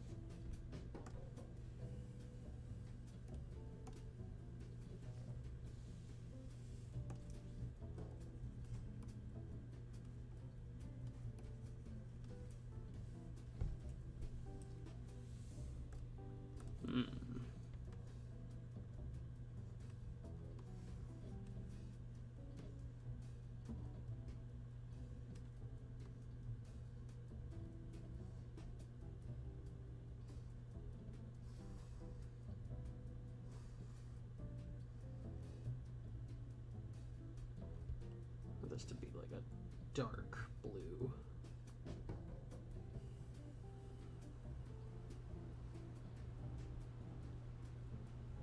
If I can get that. That might be as close as I can get. About there should be okay.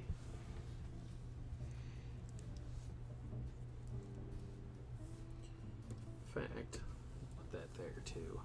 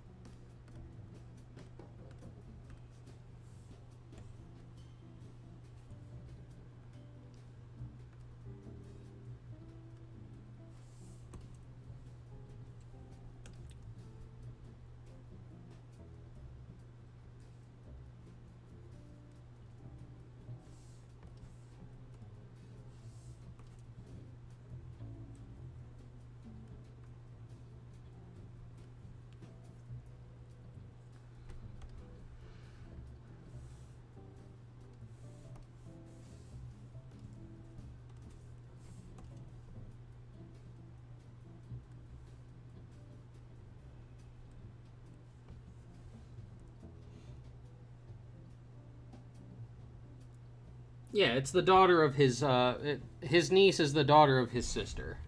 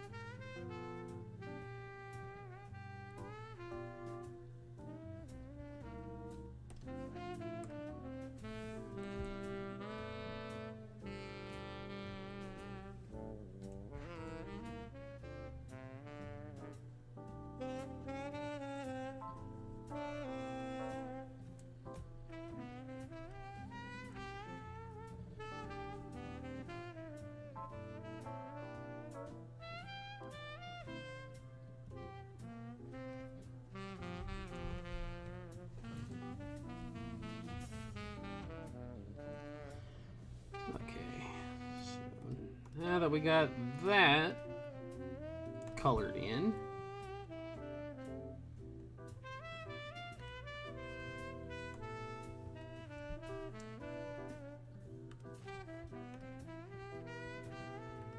or nope, no, not multiply, soft light, there we go.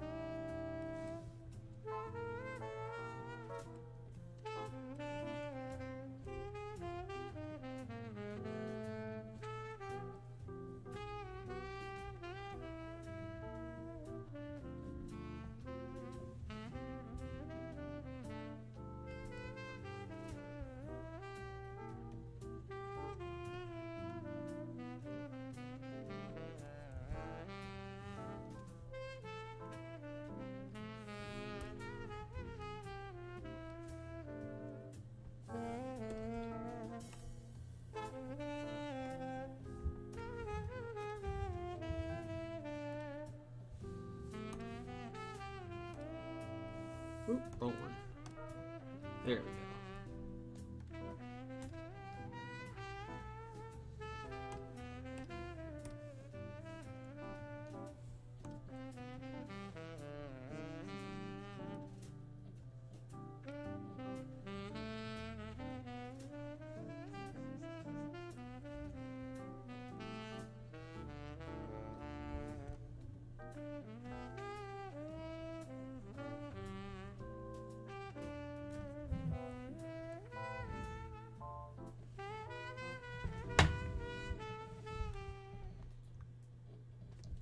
Okay.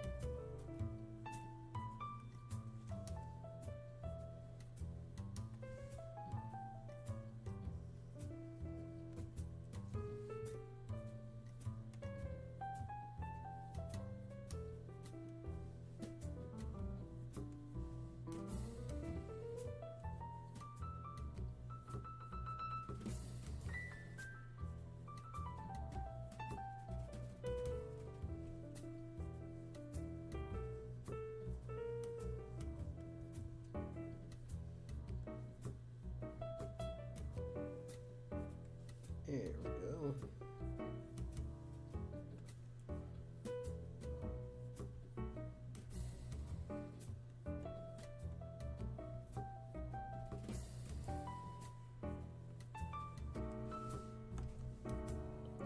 It might be generic, Isaiah, but you also have to keep in mind a lot of the ideas for some of these fanfics, or you know, the what ifs or whatever, come from when Masako does like those what if round tables. So like the fans like suggest where the story goes.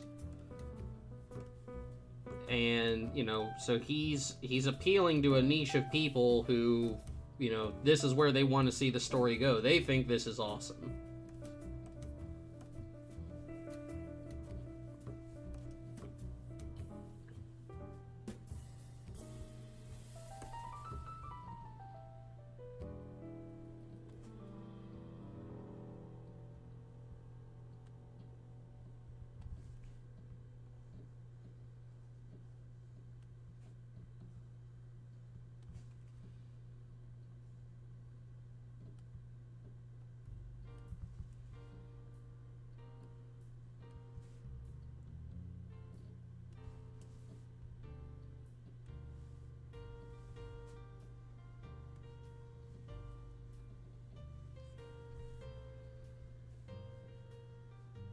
Well, it's not my point. It's not my place to quote unquote steer him into a better direction.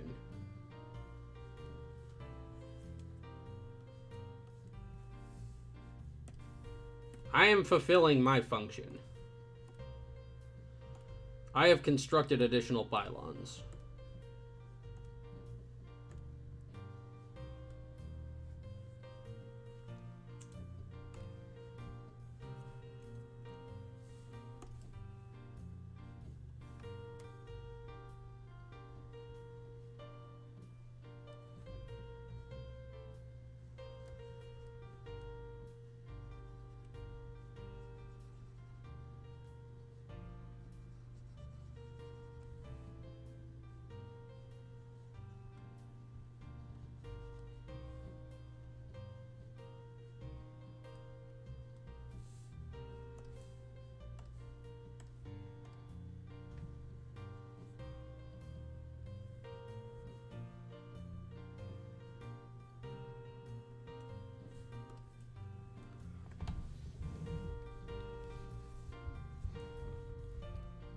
Oh, okay. Well, yeah.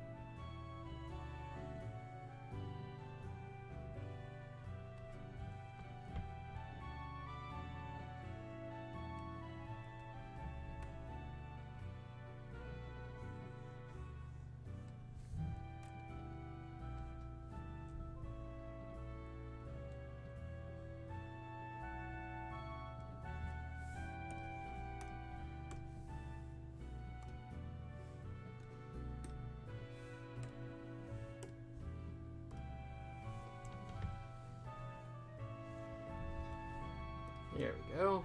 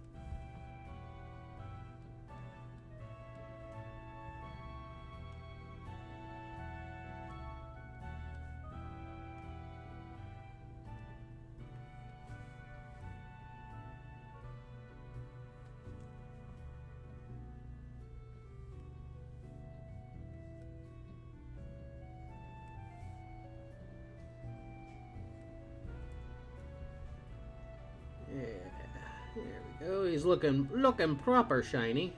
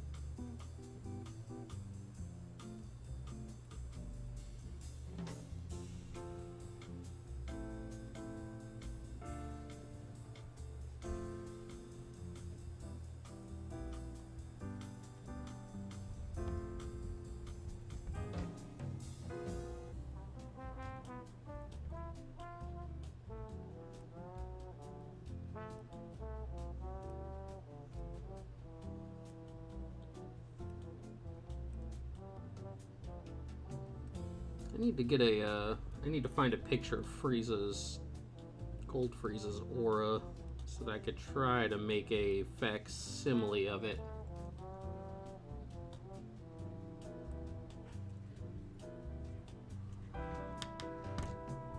Let me see. Yeah.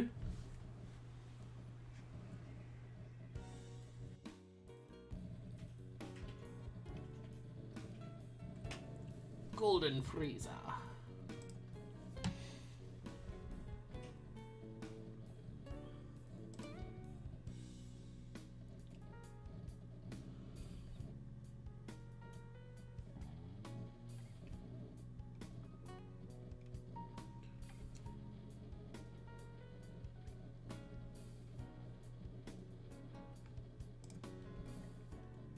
Oh, okay, so it's basically just kind of like a fiery orange aura.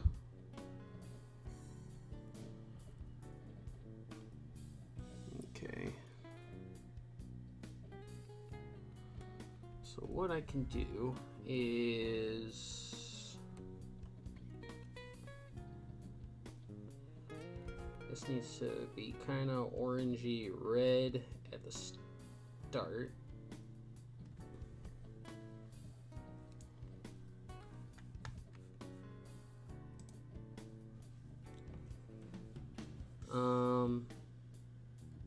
What I'm going to do for this one first,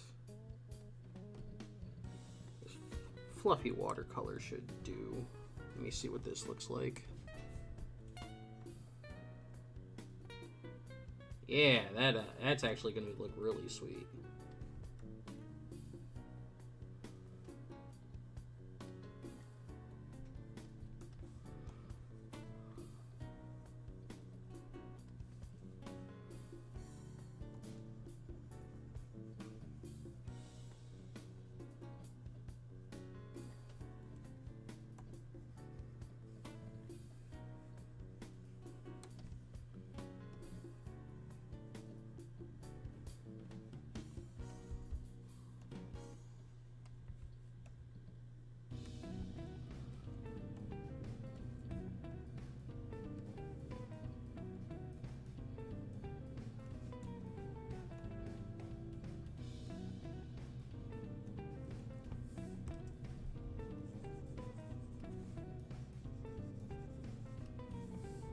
Oop. I did it again. Where was my Malik? Are you on the right layer notification?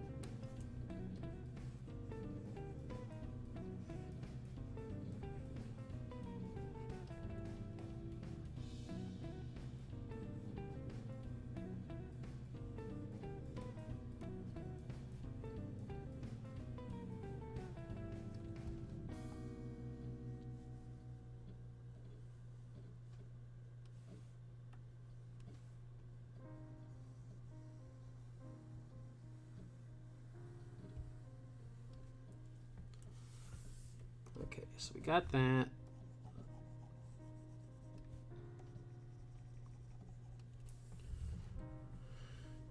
Then what I want to do is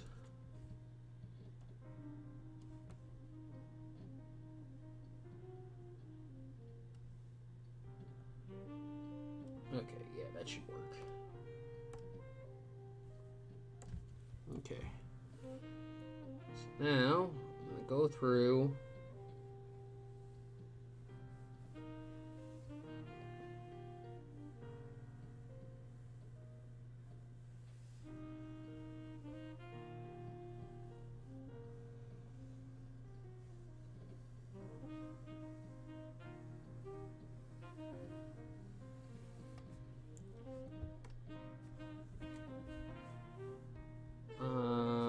we're going to do a circular gradient. And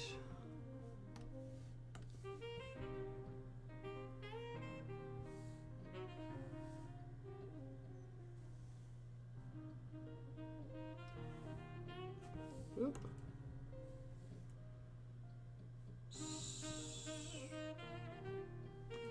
Oh, okay, wait a minute.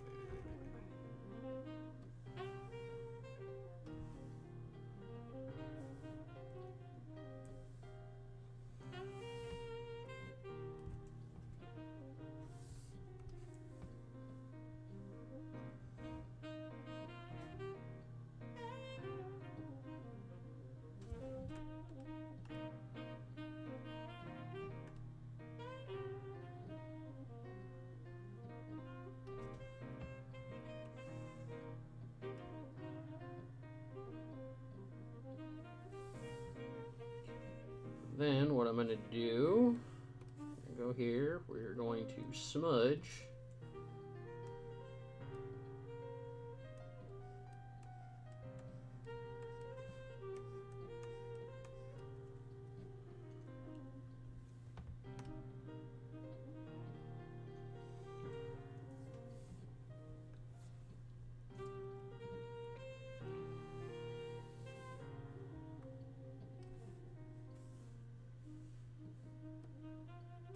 Or, hold on, where is it? Where is my soft watercolor again? Fluffy watercolor, there it is.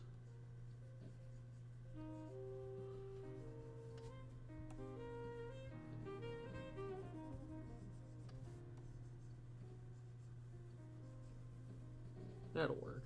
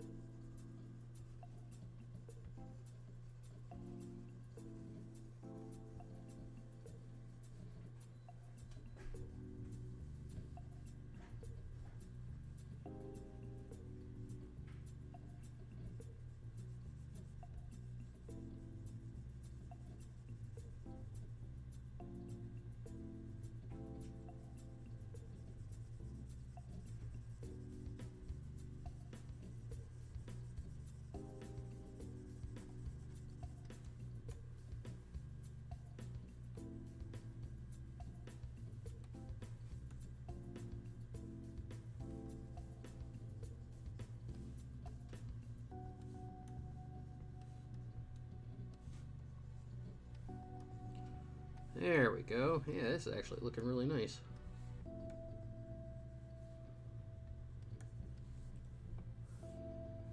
And we'll go back up here. We'll get the regular.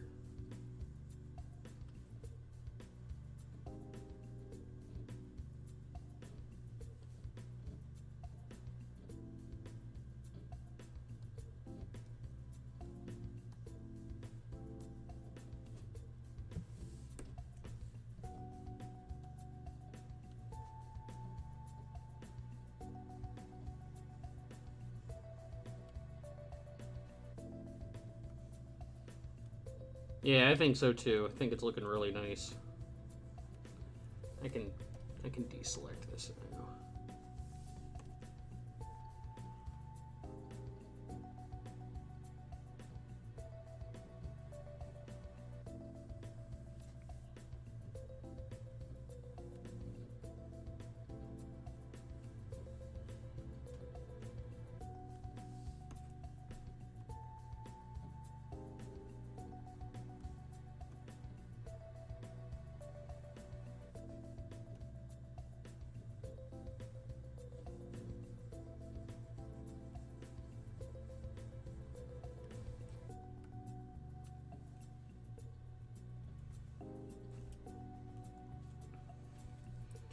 Well, I think that's what this one is. This is for the what if Frost was a good guy.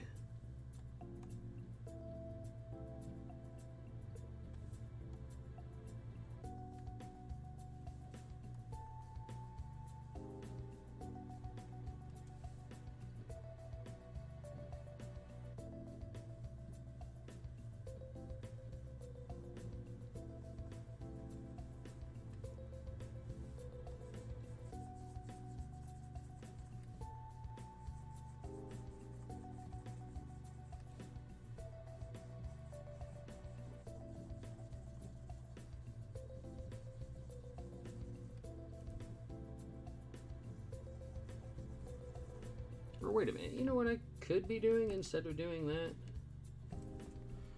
What I could do is just... There. That makes things a whole lot easier. I just move it down. And then...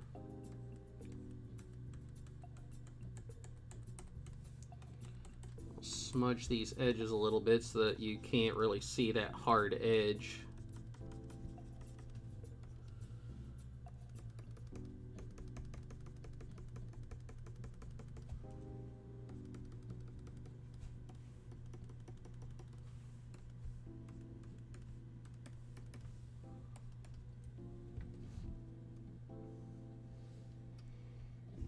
And yeah, so then what we'll do, yoink.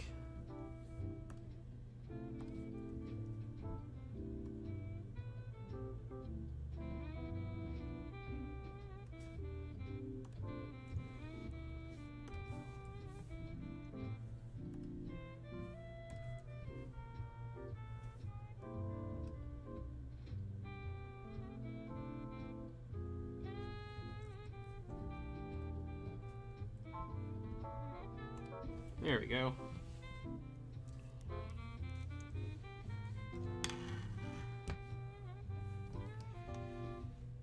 There we are.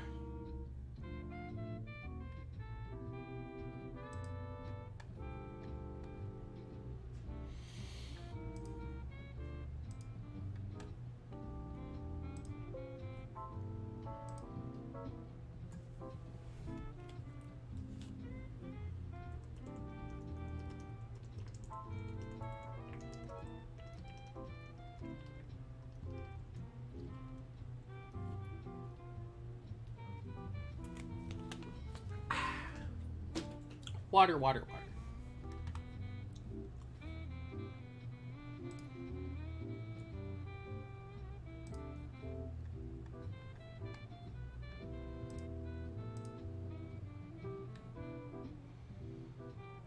Okay, save these. Then I need to send them over to Moscow really quick and get a approval or a rejection.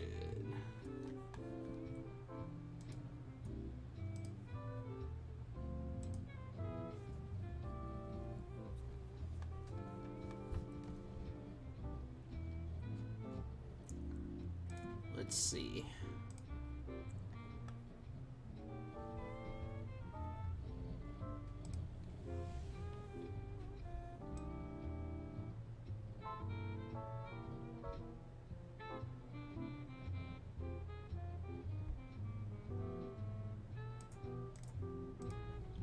One.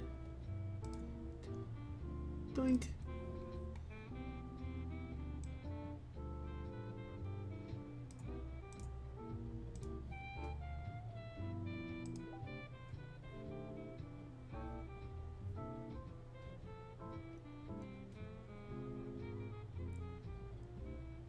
Man, he got back to me quick on these one.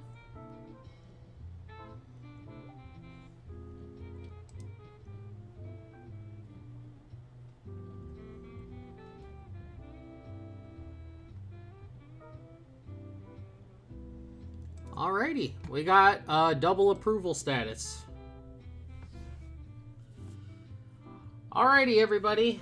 Well, since we got our work done for today, that is going to be it for today. thanks everybody so much for coming out. Tomorrow is going to be an off day.